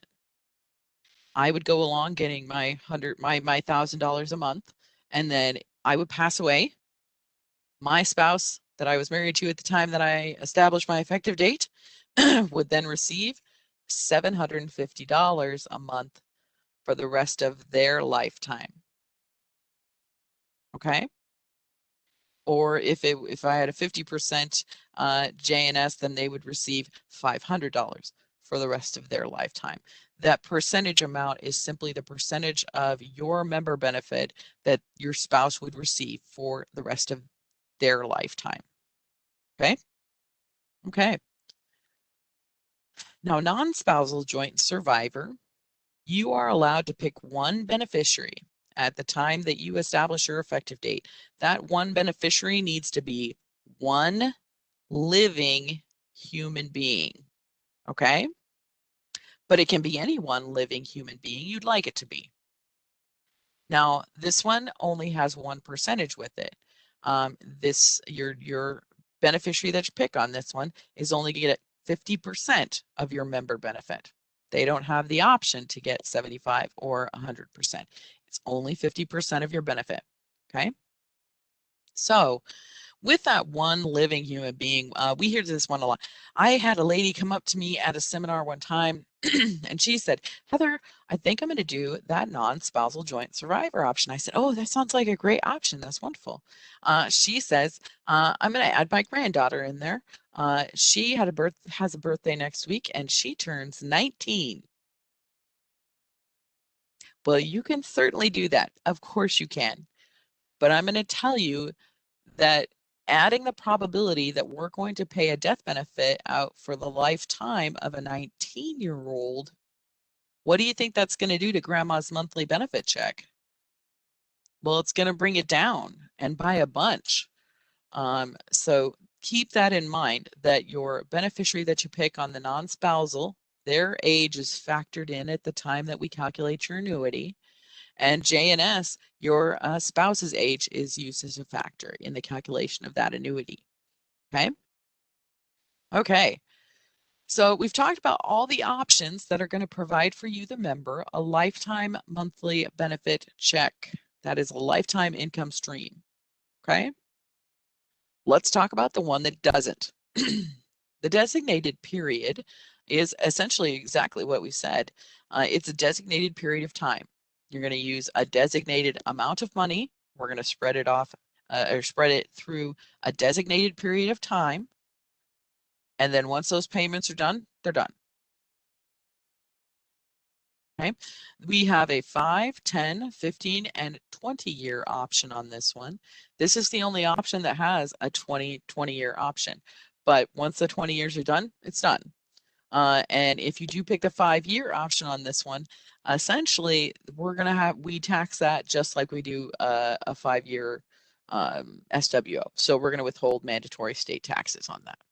All these other options, we're going to talk about taxation in a minute, but because of how the designated period works, it is taxed with mandatory 20 and 5. Okay, that's an IRS thing. So there you go.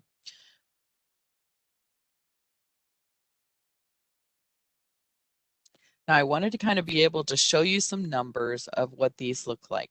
So what we did was we took our benefit estimator. So you can go to our website. I know because I put the link in the chat box for this earlier today. There is no excuse for people not knowing what the monthly amounts that they could be getting for the rest of their life are.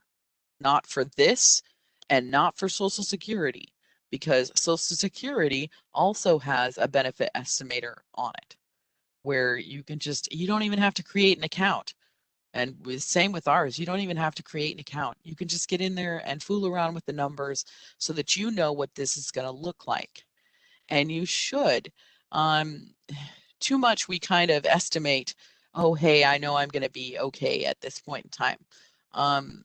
And then that estimate can be very, very off from what we're actually getting. Know what those numbers are going to be. Mainly because at this point, if you're getting close to retirement, you may have to set up kind of a little emergency fund to run in tandem with this. But we want you to see how these look. So we ran some estimates. We took $60,000. Why? Because Heather loves $60,000 and made that the purchase price for our annuity at age 65. Okay, at 65.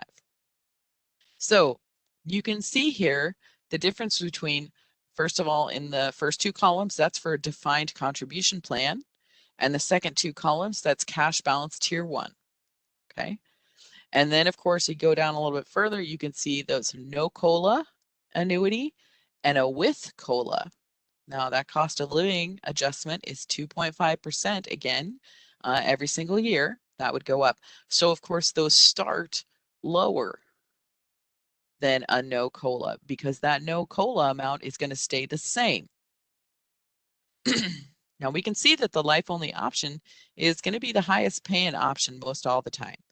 We don't have a sample of the designated periods on here because those are also going to look probably unreasonably inflated next to these because essentially you're just taking that money and kind of splitting it across.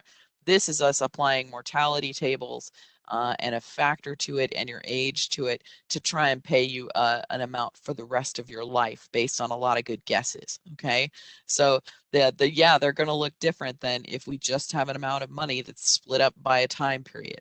And those are going to look they're going to look pretty big compared to some of these lifetime options. Now, at the same time, the word there is lifetime. So remember that. So with life only, of course, we've got that. That's the one that only pays for your life. So it's going to be the highest paying option because of that low probability of, well, 0 probability of paying out a death benefit. We've got the modified cash, and then the period certain and continuous ones. And you can see there what I was talking about earlier with the probability being increased with the 15-year. It's a little lower than the 5-year. And then the amount that your survivor would get paid. If you're going to pay them 100% of what you were getting, then that's going to be a little lower than if we were going to pay them 50% of what you were getting monthly for the rest of their lifetime. Okay.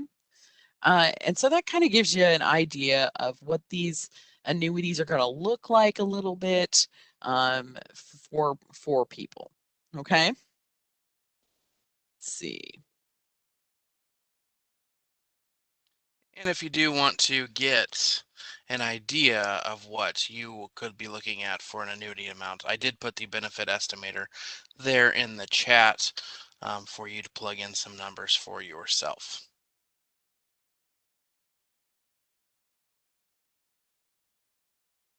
Oh, and we have it right up there. Okay, so if you do go to the benefit estimator, you're going to click this little disclaimer here and your county and state, whether your county or state down at the bottom there, and click that one and it'll take you to the next page. Spoiler alert, technically they are the same. Yes. And then you're going to put in your date of birth, your estimated termination date, and the date you plan on beginning benefits, and then the estimated amount that you are going to turn into a monthly annuity. You'll be deciding then for your estimate whether you want the COLA or no COLA, the beneficiary type, and your beneficiary's date of birth. You enter all of this stuff, and then you push calculate your estimate. And you'll go to this page here where you will have all of these amounts. So you can see when we ran this, you can see that this is where we got the numbers for the previous slide there. But so $60,000 with a life only, $526.34 per month is what this person would be looking at, going all the way down to $457 with that 100% joint and survivor. And then the designated period, those are also down there as well. So that's how the benefit estimator works. Again, if you haven't used it, I would highly recommend it. It's a really nice tool to help you plan for retirement. And that's the link is there on our site. And then here at the end is sort of the sort of a receipt of the information you gave it there. Okay. And then I did have a couple of questions about annuities. Is that all right to ask right now? Well, hit me, yeah. So someone asked that is tax taken out of time of purchase of annuity? No. It's No. just taken out when it's taken out when you receive the payments. And essentially you're going to tell us how much is withhold. We have a whole slide on that, but it's coming up. And then someone asked, if I have 60K in DC and 60K in DCP, can I spend 60K from each account on annuities? Okay, number one, DCP does not have an annuity option anymore. So no, you would not be able to take the DCP plan and annuitize that. You could take the funds out and to a private company who might annuitize them in a different manner, but we do not offer that annuity option anymore for DCP. So if you wanted to annuitize the DC as well, you could certainly do that. Does that help? I believe so, and that's all the questions I had there. So that's good questions. And I did just want to stop real quick and highlight here down here on the designated periods part of the estimate, because it's not something that we focus on a lot. But some people only need to have the money in this plan last for a certain amount of time. Maybe they're going to use it from the time from 55 to 65 when they're going to start with Medicare and Social Security. Now, it's a plan. It's not a plan I would recommend, but it's a plan. And I know some people right now that are living on that plan. Okay, so designated period here really does, it skews kind of the monthly amount, because you have to remember anything designated period, that's not for your lifetime. Okay, I just have to say it one more time. I don't want people to be confused on that at all. Okay, so there we go. There you go. Jeremy puts funny cartoons in the show sometimes. So there we go. Okay, this is me discussing with you a little bit how to get your big picture. Okay, I'm not a financial planner, but I take once a year and I sit down at my kitchen table and I pull out literally everything that I can even consider financial information about me. I pull out all of my debts. I pull out all of my life insurance. I pull out all of my investment materials, and I set everything down on the table. And you're laughing because I said investment materials. Literally, it's my DCP plan. Okay, I do my investing through my DCP plan. But am I savvy about it? Yes. And I read up on the funds that I can put money into and what I can do with that, because I want that money to be there for me when I retire. So there's a lot of other things that you need to consider too. Health, people's health needs to really be considered. When we talk about Social Security and do our Social Security program, we talk about the good reasons why people might take their Social Security benefit early at age 62. One of the reasons for that, the big one, is people's health. Um, Maybe you want to start getting payments because then at least you're going to get more payments, right? They might be lower, but they're there and you're getting them. And so your health really has to be a concern for you and something that you might need to focus on. Health insurance and health care should also be a concern. Um, Things that you're, uh, if you have people that are financially dependent on you for certain things, you have to consider that. One of those options that we just talked about, the 15-year period, certain and continuous, my grandma, when she took her benefit through the plan, took a 15-year period, certain and continuous. The reason that she did that is because she had 15 years left to pay on the mortgage when she established her effective date. That's all she really cared about taking care of with that plan, was the fact that the house would be paid off. Okay. She had life insurance for other things, but make sure the house is paid off using this. Okay. Did she die within the 15 years? No, she didn't. She lived to be like 97. So she got like 30 years, 40 years of payments out of this thing or something. It's crazy. And I will tell you, a lot of people do tend to get more payments if they take lifetime options than what they put in, which is, I don't know why people are surprised by that, but it does seem to surprise people. But you'll be surprised how much they add up, how quickly. Okay. So consider your big financial picture.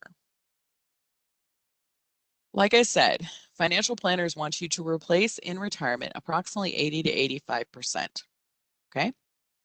So Social Security is supposed to take care of, we're going to say 35 to 40% the last time we checked on this. We have a handout that is called How Much Do I Need for My Nest Egg? We call it lovingly the pig handout because it's got a big piggy bank on it. Now, Jeremy, I'm going to have him put that in the chat for you so you can see that handout. This is when we give at seminars, okay? Now, the handout was done in conjunction with a financial planning office, okay? So let's just say, for an example of salary replacement so that you can kind of see what this looks like. If you retire at age 60 and you're going to live to be age 90. Now, this is making a guess as far as how long we're going to live. So let's say we want to have a lifestyle of $30,000. Essentially, well, that's what we're going to try and get to. In retirement, we're going to live a lifestyle of $30,000 a year. Okay, that means $2,500 a month. So our Social Security, if we're going to put that on the high end and say it's going to replace 40%, that's $1,000 a month that it would replace. Well, hooray, that's not bad, right? So we need to provide some source of income that's going to take care of $1,500 per month to get us up to that $2,500 so that we can have a lifestyle of $30,000 a year, essentially. Now, if you look at that nest egg handout, there's a little chart at the bottom. And if we're going to retire at age 60 and live to age 90 with a $30,000 lifestyle, we're going to need $496,000. Okay, I'm going to say it again. We would need $496,000 to live a $30,000 a year lifestyle in retirement. A little bit more than you thought it might be. Sometimes when we do this in person, you can just see the beads of sweat that roll down people's face. There's some real fear here. I don't know many people who would be listening to me who would have 496,000. So what do we do? What do we do now? Well, if we look at the state and county annuity rates and how we can possibly make that work for us, if you are a defined contribution member and you took a COLA with COLA annuity, you would need to use $310,000 at age 65 to purchase that annuity, and that would replace $1,501.57 per month if you took the life only option. So you've got that 2.5% with your COLA that's on there that's going to help offset inflation, hopefully, and it's paid for your lifetime. And the reason that you need $310,000 to get that $1,501 a month is because partially the annuity rate for DC right now is 2.44%. Okay, I told you that last year it was 2.89%, but remember, this is a rate that will change every single year in January. And I can't make any kind of speculations on what that rate may be. Okay, so you would take a chance and get an annuity at this point in time and be locked into that 2.44% rate, or you could wait till January and maybe the rate would be different. It could be better, but it could be worse. I can't speculate on that, so that's what I've got to say. That's how much you'd need. Now, if you're a cash balance tier 1 member to get a COLA annuity, that's going to replace $1,500.57 per month as a life only option and have that inflation offset of 2.5%, you would need to spend $207,500 to purchase that annuity. And that's a big difference in funding. Why? Because that's a big difference in the rate. And that is that enhanced annuity rate that comes with cash balance that's making that big difference there. Okay. Sometimes that's just kind of how that goes. But when you look at that, remember, defined contribution also has access to investment returns. So do I know people that are very comfortably in the defined contribution plan because they like the returns? Yes, I do. But that has to be taken into consideration when you go for these annuities. Okay, there we go. And hopefully that amount will replace what we need in retirement. Okay. Real briefly, we're going to talk about annuity taxes. We did have that question about, is taxation taken at the time that you purchased the annuity when it goes from a giraffe to a hippo? No, that taxation happens when you receive distributions, okay? Because otherwise it's just sitting with us pre-tax. And then when it gets distributed to you, taxation happens. So you get to tell us how much to withhold if you're taking an annuity payment. Essentially, we have you fill out a form that looks a lot like a W-2 for when you go to work, and you say, hey, I want you to withhold from my annuity payments at Married and 3 or something like that, okay? And then we withhold from that. And as we're not in charge of what happens with your taxes. We will withhold the way you tell us to, but you have to square up with the IRS at the end of the year like every other person, okay? So if it's off, then you might need to adjust your taxes and what you have withheld.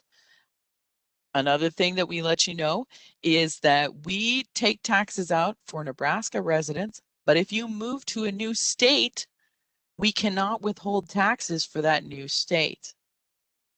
Or let's say you move to one of those great states around us that doesn't have taxes at all.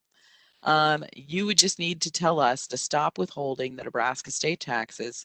And then either if your state does withhold, you would contact the Department of Revenue at that new state and say, I have a pension and I need to know what I need to do about my taxes, or just not have taxes if they don't require it. You never can tell. But that's how the annuity taxes work. We have a special withholding form that you fill out at the time that you start your annuity. And then, of course, you can fill it out again if you need to. But that's essentially how that works. Okay. Now it looks like we have come up on, let's see, a pretty good time for a break. We said that there'd only be one break, but honestly, I don't think it's a good idea to keep everybody in their chair for a long amount of time. You don't retain any information after that. So let's take another 10-minute break. Go get your coffee, go to the restroom, come back. We're going to finish up. We'll also be taking questions during the break that we'll answer when we come back and anything like that. So thanks so much. Hi, guys. Welcome back. Hope you had a nice break. We're going to just keep rolling on here with disability retirement. This actually just allows you to have access to the retirement options prior to age 55. And we don't talk too much about disability or disability retirements or the requirements of disability retirements. Because if you're interested in that, call the office. We have specific people that you can talk to about those requirements, or you can read about them in the handbook. And we have a county handbook and a state handbook. I put those up in the chat earlier. You could check that out. We do require a medical exam for those, and I will stress this again because Jeremy mentioned it, but I'm going to mention it one more time. Our requirements to fulfill disability retirement are different than that of Social Security disability. So just because you qualify for Social Security disability does not necessarily mean that you would qualify for disability retirement through NPERS. Just keep that in mind. But if you are interested, do check it out. People qualify for this, every once a month or twice a month. We don't have a lot of them, but we do have them. So if you want to check it out, give us a call. We're going to move on to even more fun topics. Let's talk about death. Death before retirement or termination. So what we're talking about right now is essentially death today. If you're still employed. If you're still employed, you've got these options. You have a non-spousal beneficiary on file, then that beneficiary has access to, of course, lump sum payout or a rollover of that account, as long as they do it within 5 years of death. If you're a DC member, they have access to the direct lump sum payment, to the rollover, and to a systematic withdrawal, but only if you have a DC account. And that has to be done within 5 years. Another thing, if you have a spouse, they have exactly the same options that I just talked about for the non-spousal, except they can also access 100% joint and survivor annuity option. This is death before you've retired. So in order to have access to that, your spouse needs to be listed as your beneficiary. And then, of course, you need to notify NPERS within 180 days of date of death. Okay.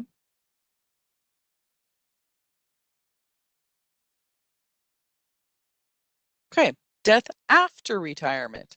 So now we're talking about, you've hit retirement or termination. There's two different things that can happen. If you have the money deferred, it's just sitting there and still in your account, then your beneficiaries are going to have the same options as death before retirement. Okay. But if you've used your account or a certain amount of your account to purchase an annuity, then the payout to your beneficiary is going to be contingent upon which annuity option you picked. Because remember, we just got done talking about all those options and how they have probabilities that death benefits will be paid underneath them.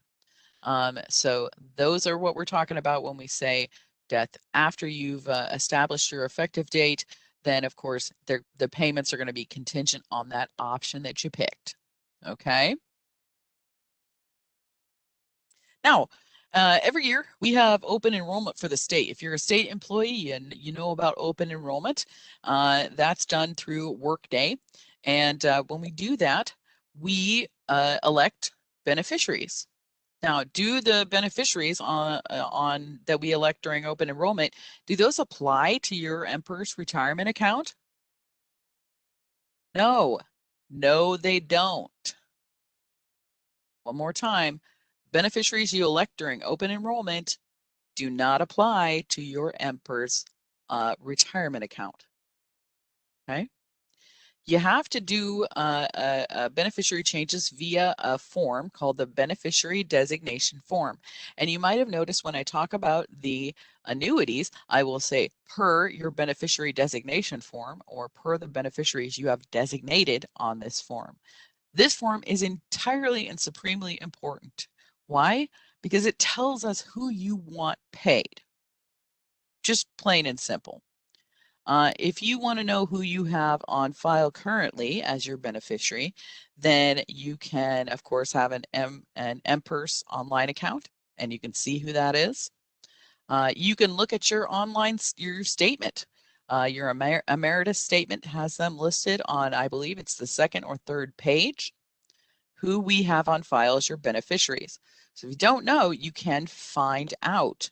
But it is important to know, because if you're picking up your statement and it's super blank, then what happens if there was a problem with your previous beneficiary form? It happens. In fact, I've worked a lot of deaths, actually. I processed a lot of distributions for deaths. And inevitably, once a year, we get a call from somebody who says, well, so-and-so died. And we go, okay, and we put the phone down. And as soon as we put the phone down, we look, and the beneficiary that's going to be contacted is anybody? It's the ex-spouse. Okay. Now, maybe this ex-spouse is a really wonderful person and they're going to super give that amount to the family, but do they have to do that? No, they don't. So it's your responsibility at this point in time to set up beneficiary designations the way that you want them done, to go to the people that you want paid. I can't even tell you what a terrible time it is at the time of a family member's death to be making crucial financial decisions. And your loved ones are going to be pretty much hounded in all different directions by all different people. Don't make this one of the harder things for them, okay? Mainly because, and we all come from great backgrounds or whatever, but like one of the worst things about my job is when I pick up the phone and it is somebody's family who is crying that they can't pay for a funeral for somebody because the beneficiary designation wasn't set up right and money's not going to them. And I want to help and I want to be able to help and I can't. Okay. There's almost, I mean, it's one of the worst things to feel. And you're helpless and it's awful. Keep these beneficiary forms updated. And if you have any doubts at all about who you have listed on here, please just submit a new one. There's no harm in just submitting a new one. Maybe it has the same people listed. Okay. it's not a terrible thing. Just make sure that they're done. This form is a notarized form. So I'm also going to give you one more little update on here that you really need to pay attention to. And you're going to laugh about this one, hopefully. The processors sometimes ask us to during seminars, give you a little heads up on stuff. There's a notary on the back of this form. So when you sign it, you have to sign it, and then you put your date. What is today's date? What it's like 9/22. So I put 9/22, and the notary would then sign it, stamp it, put their date on there. But the notary has put 9/23, tomorrow's date. If we get that form, instantly that form is invalid. Okay? Because the date the notary signed or said they signed, not the same date that you put down on the signature line. This invalidates a large portion of beneficiary designations, probably 35 to 40%, just like Social Security pays. Pay attention to this. All it does is take 10 seconds for you to look at that notary date that they signed and be like, oh, that matches the date I sent. Great. Otherwise we have to ask you for an entirely new form. And nobody wants that. Now, one thing our helpful call center can't do, just so you know, is tell you who your beneficiaries are. So when you call them, you can't ask them who's currently listed. So that's why we give you these alternate methods to look for these. The NPERS online account, the account statement where that's going to be listed. So just keep a track of that. It's important, otherwise I wouldn't mention it. Now, with our designation form, you can list primary beneficiaries. They can be the people that you want to receive money. They can be your estate. They can be a trust. But I'm going to tell you, if you put in a estate documentation or a trust, it really would be nice to have someone we can contact, like the PR or a personal representative for the estate, or with the trust, name of a trustee, maybe a number we could give a call to, so that it's just not difficult to track those people down when it's time to get a hold of them. And anybody you put in the primary box needs to total 100%. Okay, so you have primaries. If you're going to put more than one on there, it needs to total 100%. If you're going to put contingents, which of course are if all your primaries are deceased, we're going to pay your contingents. And it has to be all of your primaries that are deceased before any contingents see a dime. They also need to total up to 100%. Okay. Excuse me. So let's take a look at this. A quick look at our beneficiary designation form. Okay. Now over here on the right, you're going to see a plan type box. This plan type box lets us know we handle quite a few plans. Actually, we handle about 6 right now, and probably a 7th one by the end of 2025. So if you're a member of the school or of the state plan, like I'm a member of the state plan, maybe you're also a member of the DCP, which we're going to talk about here in a second. If you want the beneficiaries on this form to apply to both of those accounts, you need to check both of those boxes. Okay. If you only want the beneficiaries on this form to apply to one plan, like my DCP plan or my state plan, then just leave the other box unchecked. Okay. Now, of course, you can see right down here the primary beneficiaries box, and there's about 5 lines listed here, along with those percentages at the end.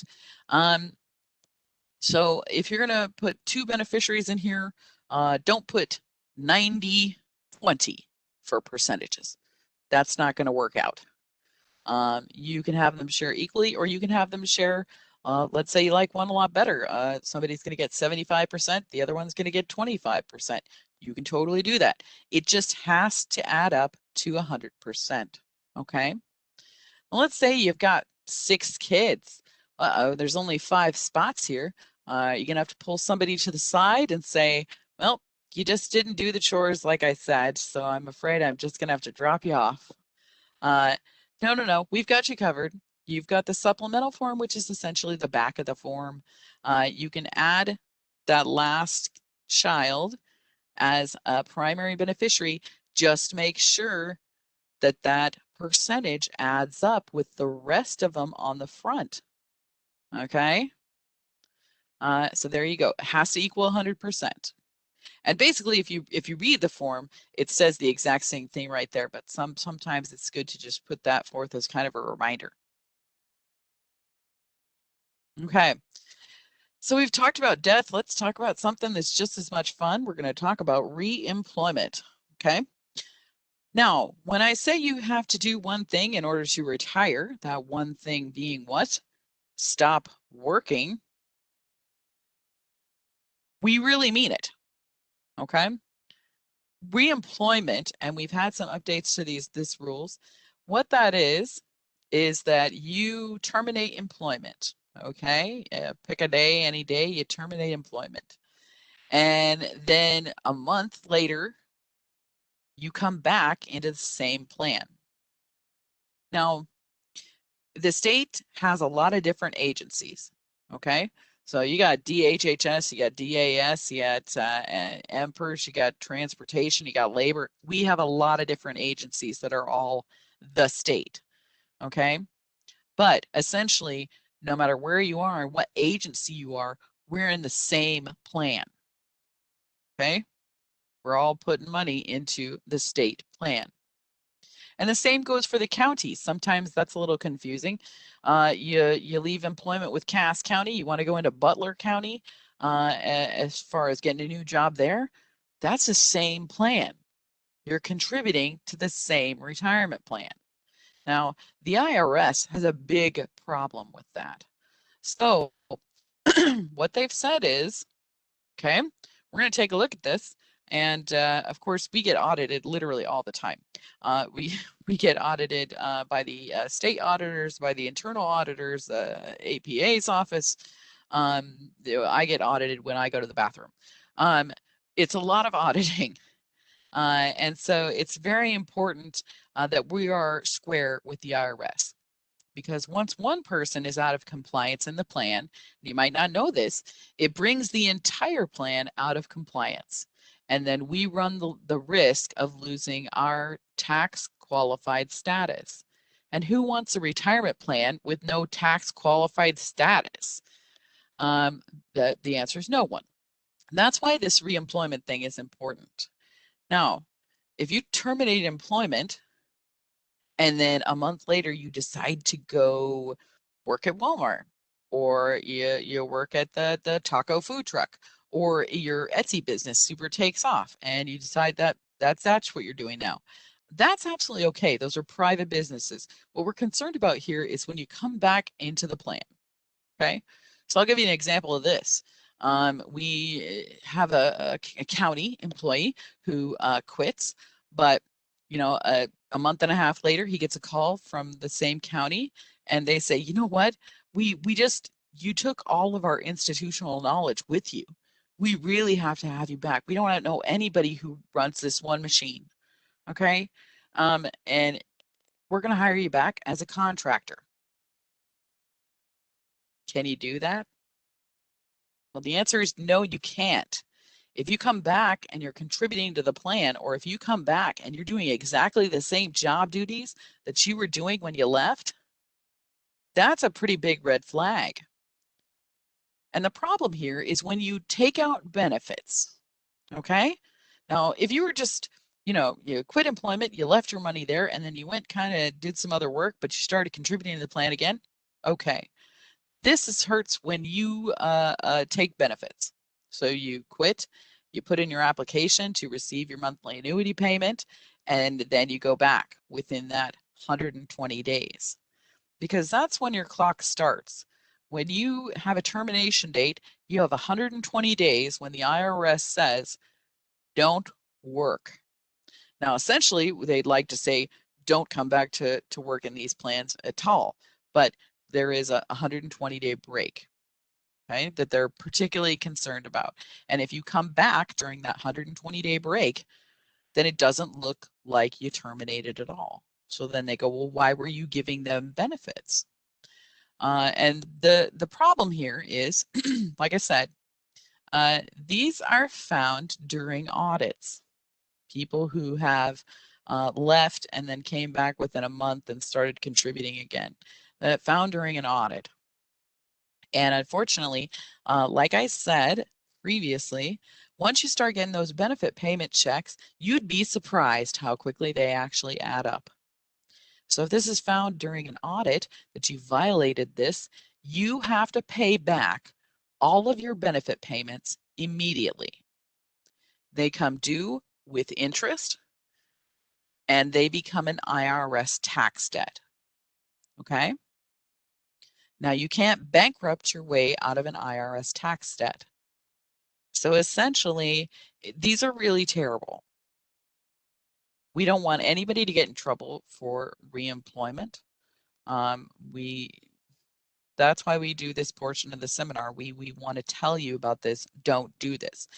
If you in any way think you might be violating the reemployment regulations, call us because we deal with this all the time and we can tell you if something is acceptable or not acceptable.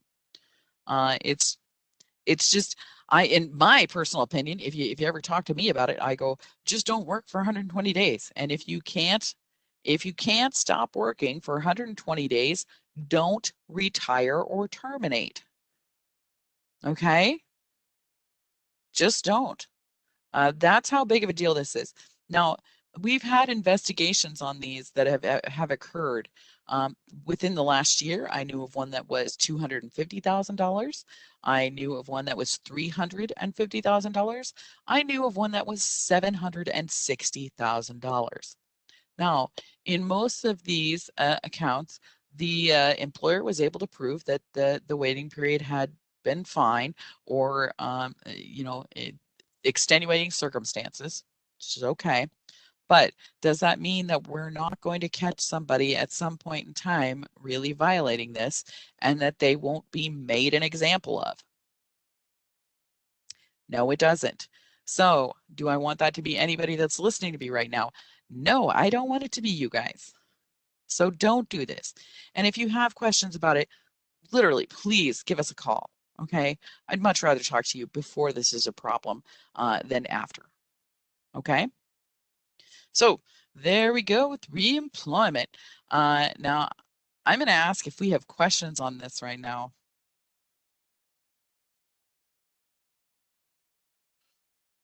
No, we are doing pretty good. I've answered a couple, but no outstanding questions. So. Fantastic. Okay, we roll on.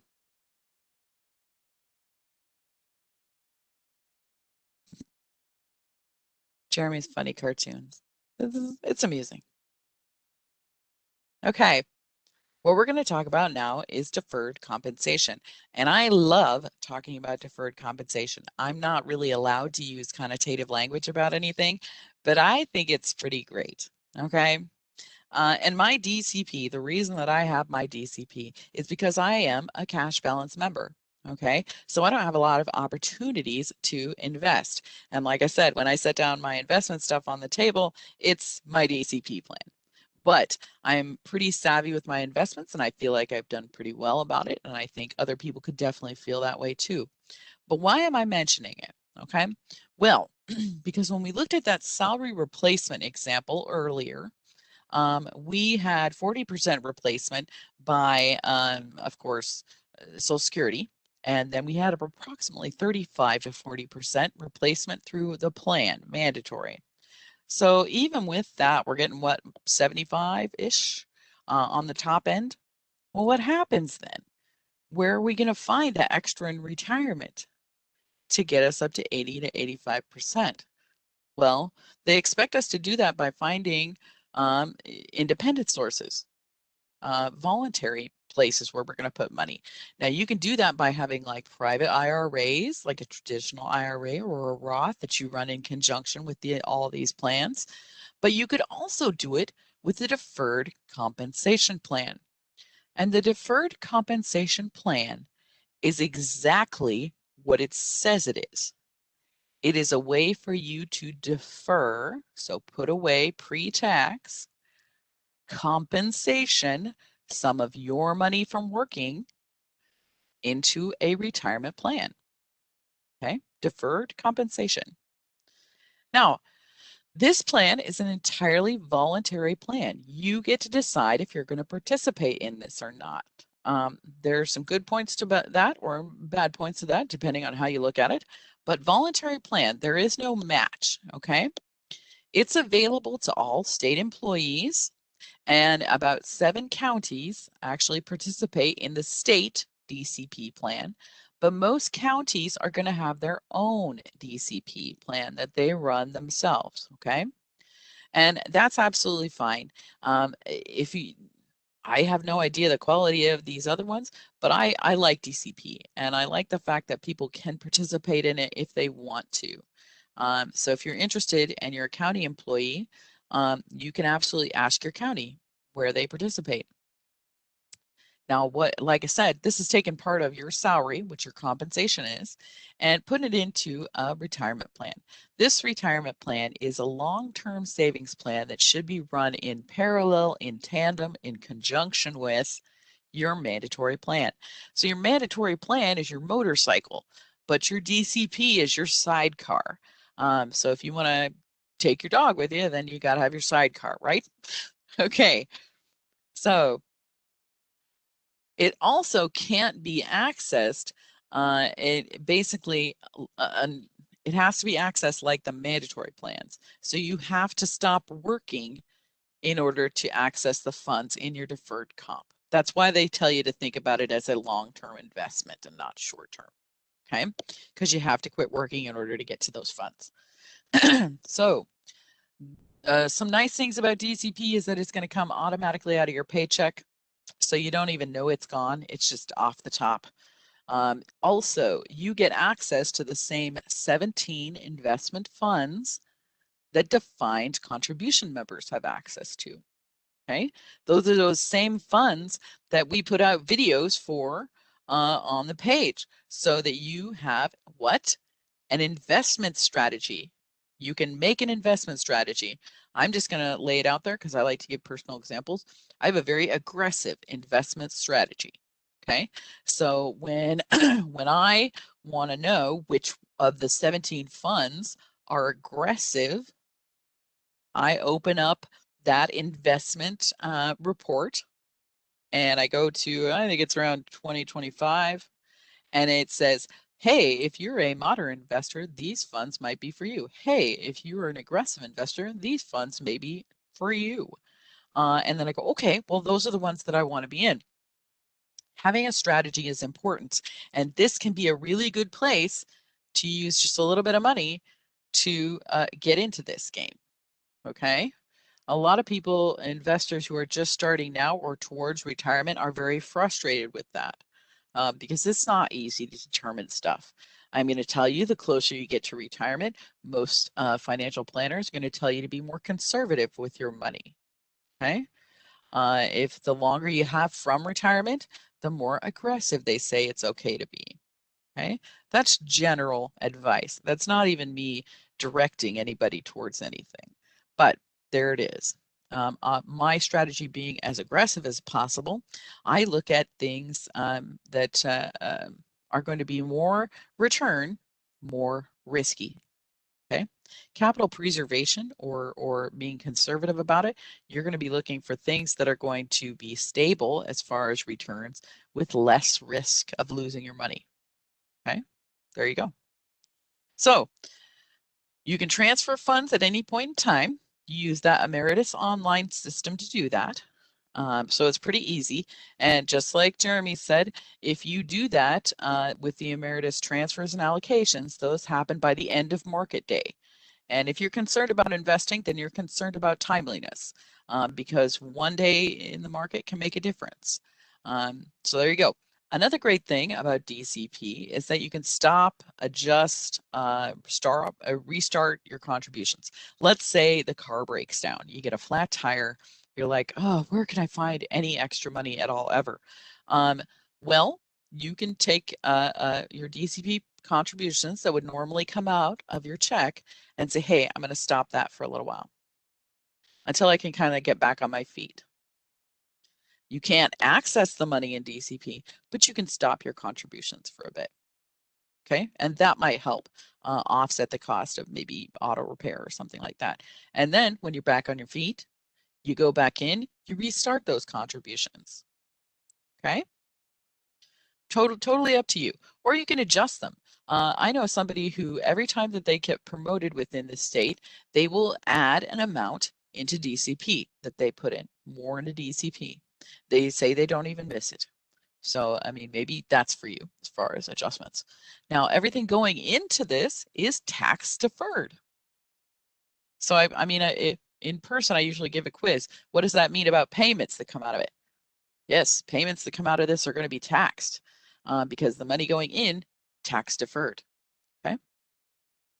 Keep going. If we wanted to start out on this, if we just were enrolling and we were thinking about getting into it, there is a minimum, and that is $25 per month. So if you're a state employee like me, you get paid bi-weekly. Essentially, that's $12.50 per paycheck pre-tax that would go into my account. Now, why do I say it like that? Pre-tax. Because essentially, if I can determine to myself, you know, I think that I can afford to have about $100 go into my DCP. Okay, and then I put that in as my contribution, and it goes in, and I get my pay stub, and I have a look at it, and it's only gone down by about $80. What is that? That's that pre-tax at work.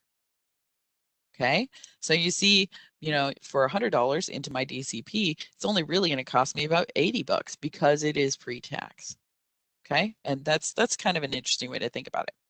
Also, the reason that we mention this in particular, that I mention this to people, we talked about IRAs, right? The contribution limit into IRAs, Roth and traditional at this point in time is about $7,000. Okay, ish. That's not the exact amount, but it's ish. That's what it is. The contribution maximum limits for DCP right now, if you're under 50, is $19,500. That's quite a bit more. I mean, just plain and simple, it's quite a bit more that you can put away for retirement. Okay. Now, if you're over 50, that increases to $26,000 that you can put in. So let's say you're getting to that finish line, you're getting to retirement, and now you've listened to an awful lady talk for almost all the whole morning about how you need to save more. This would be a good way to do that, especially with the increased limits that you've got into a tax-deferred retirement account that you'll be able to access, let's say, very soon, since you're going to be retiring, right?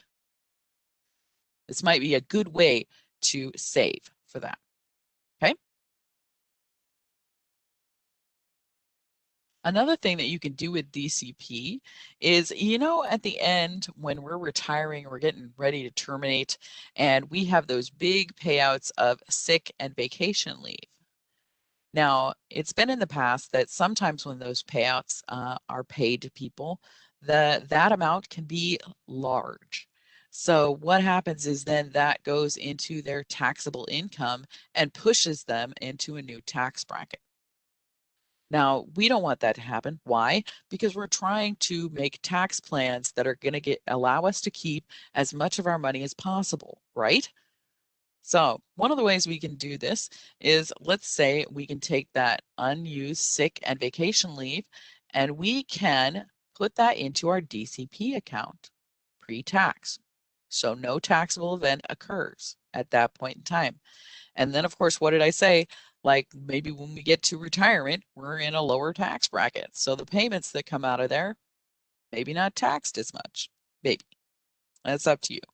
But you can certainly do that. And if you want to do that, there's a special way to do that. If you have a DCP already, you're going to need to use the DCP change form. If you are establishing a DCP account with that sick and vacation payout, you're going to need to get the enrollment form in.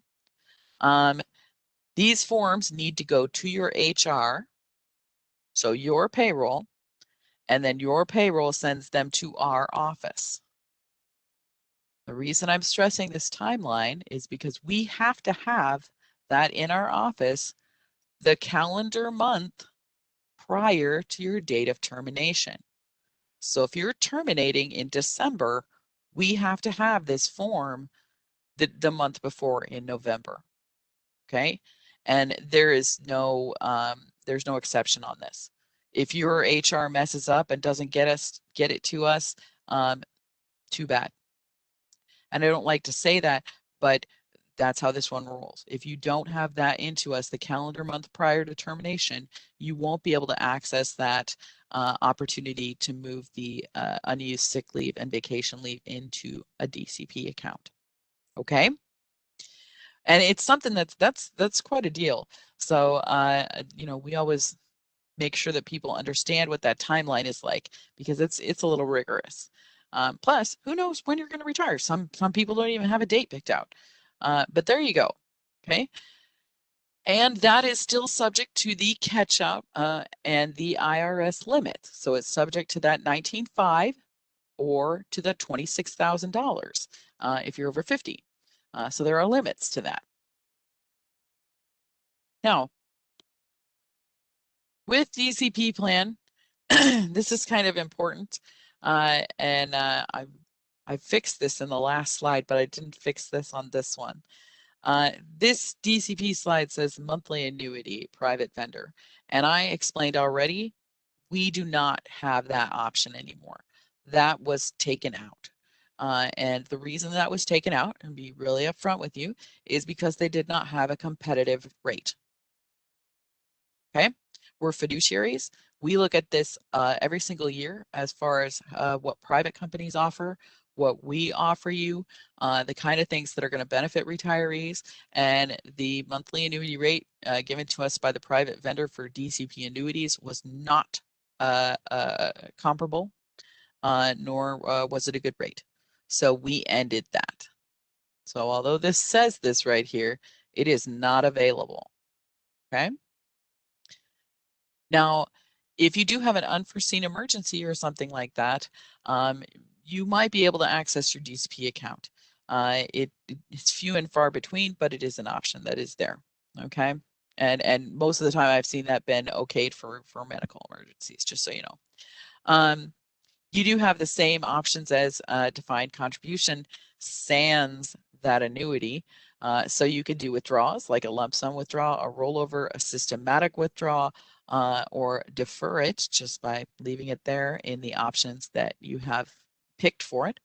The interesting thing down here, no early withdrawal penalty on this because this is a voluntary account. So it doesn't matter if you are retiring or terminating. There's no early withdrawal penalties on withdrawing money out of this because it is a voluntary account. The type of money that the DCP is, just in case you ever wanted to look it up for the IRS code, is a 457 plan. Okay. If you're a state employee, you have access to Workday. Workday is going to be a great resource to you because you can get in there to make changes to your monthly amount that you're having deducted for DCP. You can stop or restart contributions using Workday, and you can enroll using Workday. But there are a couple things you can't do. You can't update your beneficiaries on Workday for DCP. You have to use the beneficiary designation form. You also can't elect your investment fees.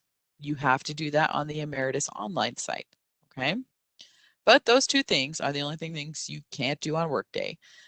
So if you have access to Workday, that's a great way to have access to this plan.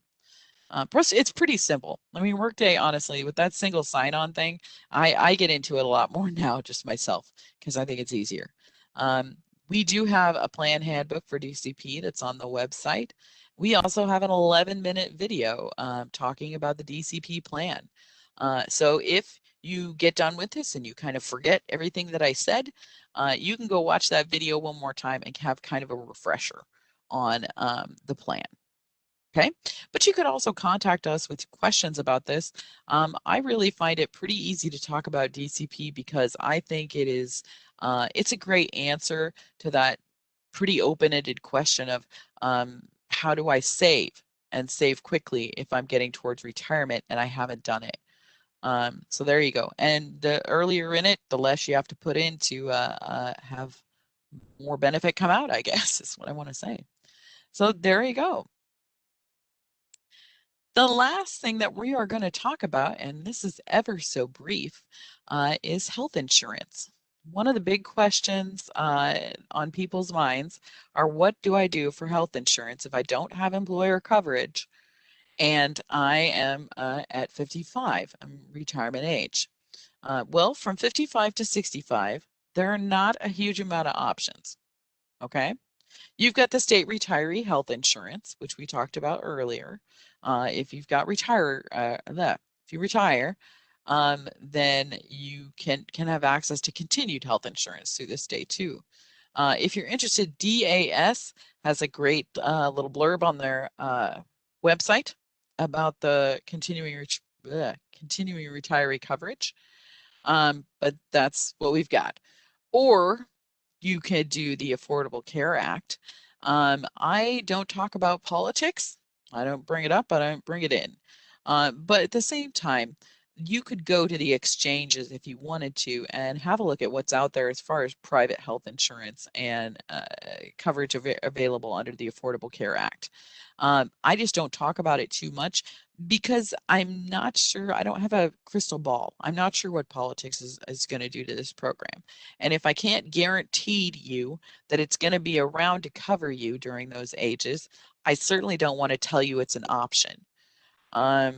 So that's kind of frustrating. But there you go. Do I know people that are on exchange plans right now, retirees, who love them? Yeah, I totally do.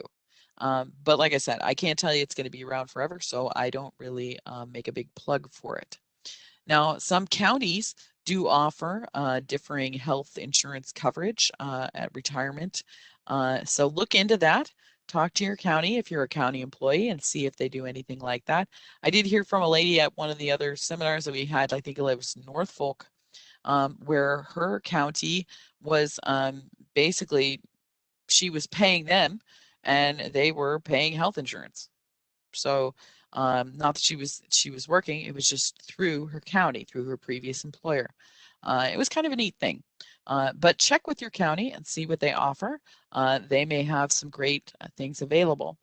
Now, normally we would have a Medicare presentation, and that Medicare presentation would go over what happens at age 65.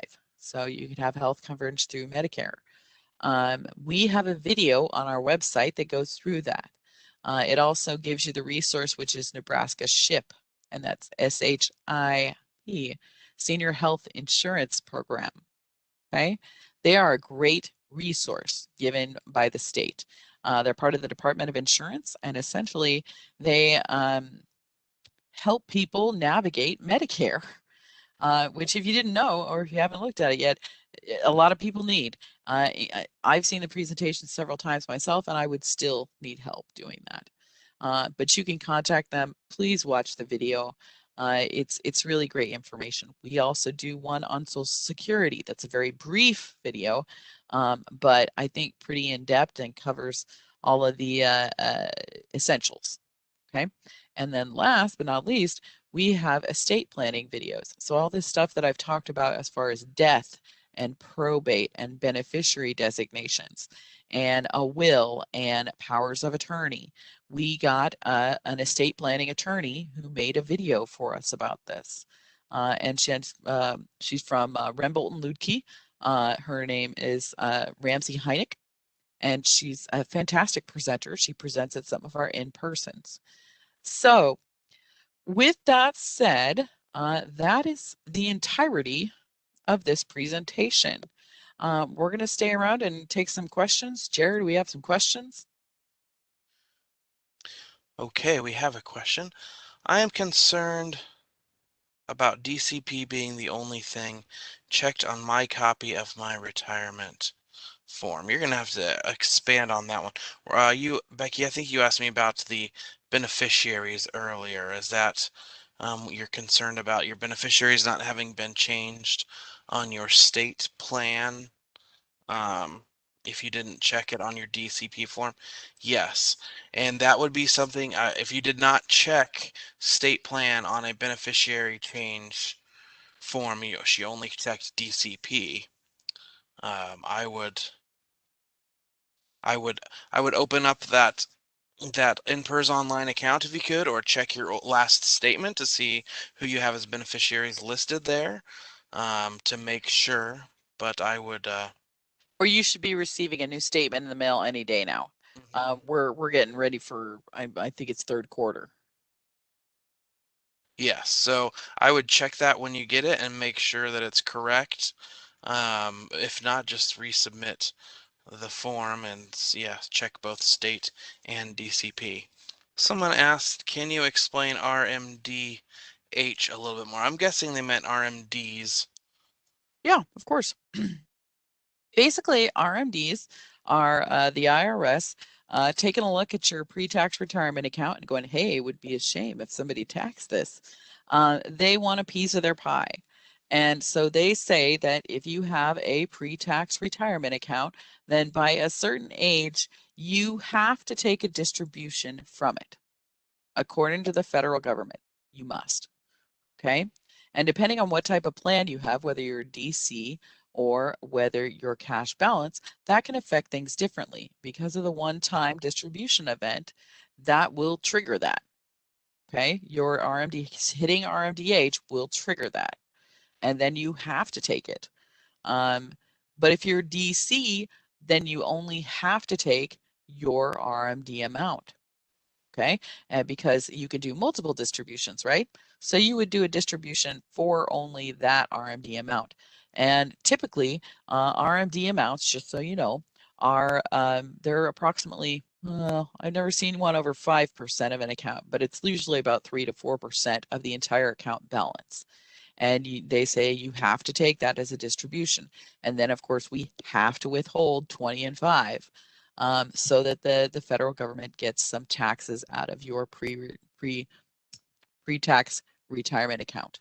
And like I said, we are working, literally working, when we're not talking on an RMD handout for state county, which I expect to have up on the website, on the state plan page or on the county plan page, that says RMDs on it, and we'll give you a clear written timelines of how that will affect the different plans and things like that. We'd never leave you out in the cold on it. So, like I said, we're prepping a handout right now. Okay, I'm seeing people kind of start to sign off here, and I'm not seeing any questions. So I'm Okay. gonna go ahead and call it. Again, thank you very much for coming. If it turns out that you do have questions that you couldn't think of, our call center is here and ready to help you out. And do please fill out that survey if you get the chance when it pops up as you sign out. So, well, again, we appreciate you coming today, and I hope it was helpful for you. Have a good rest of the day. Have a great Wednesday. Bye.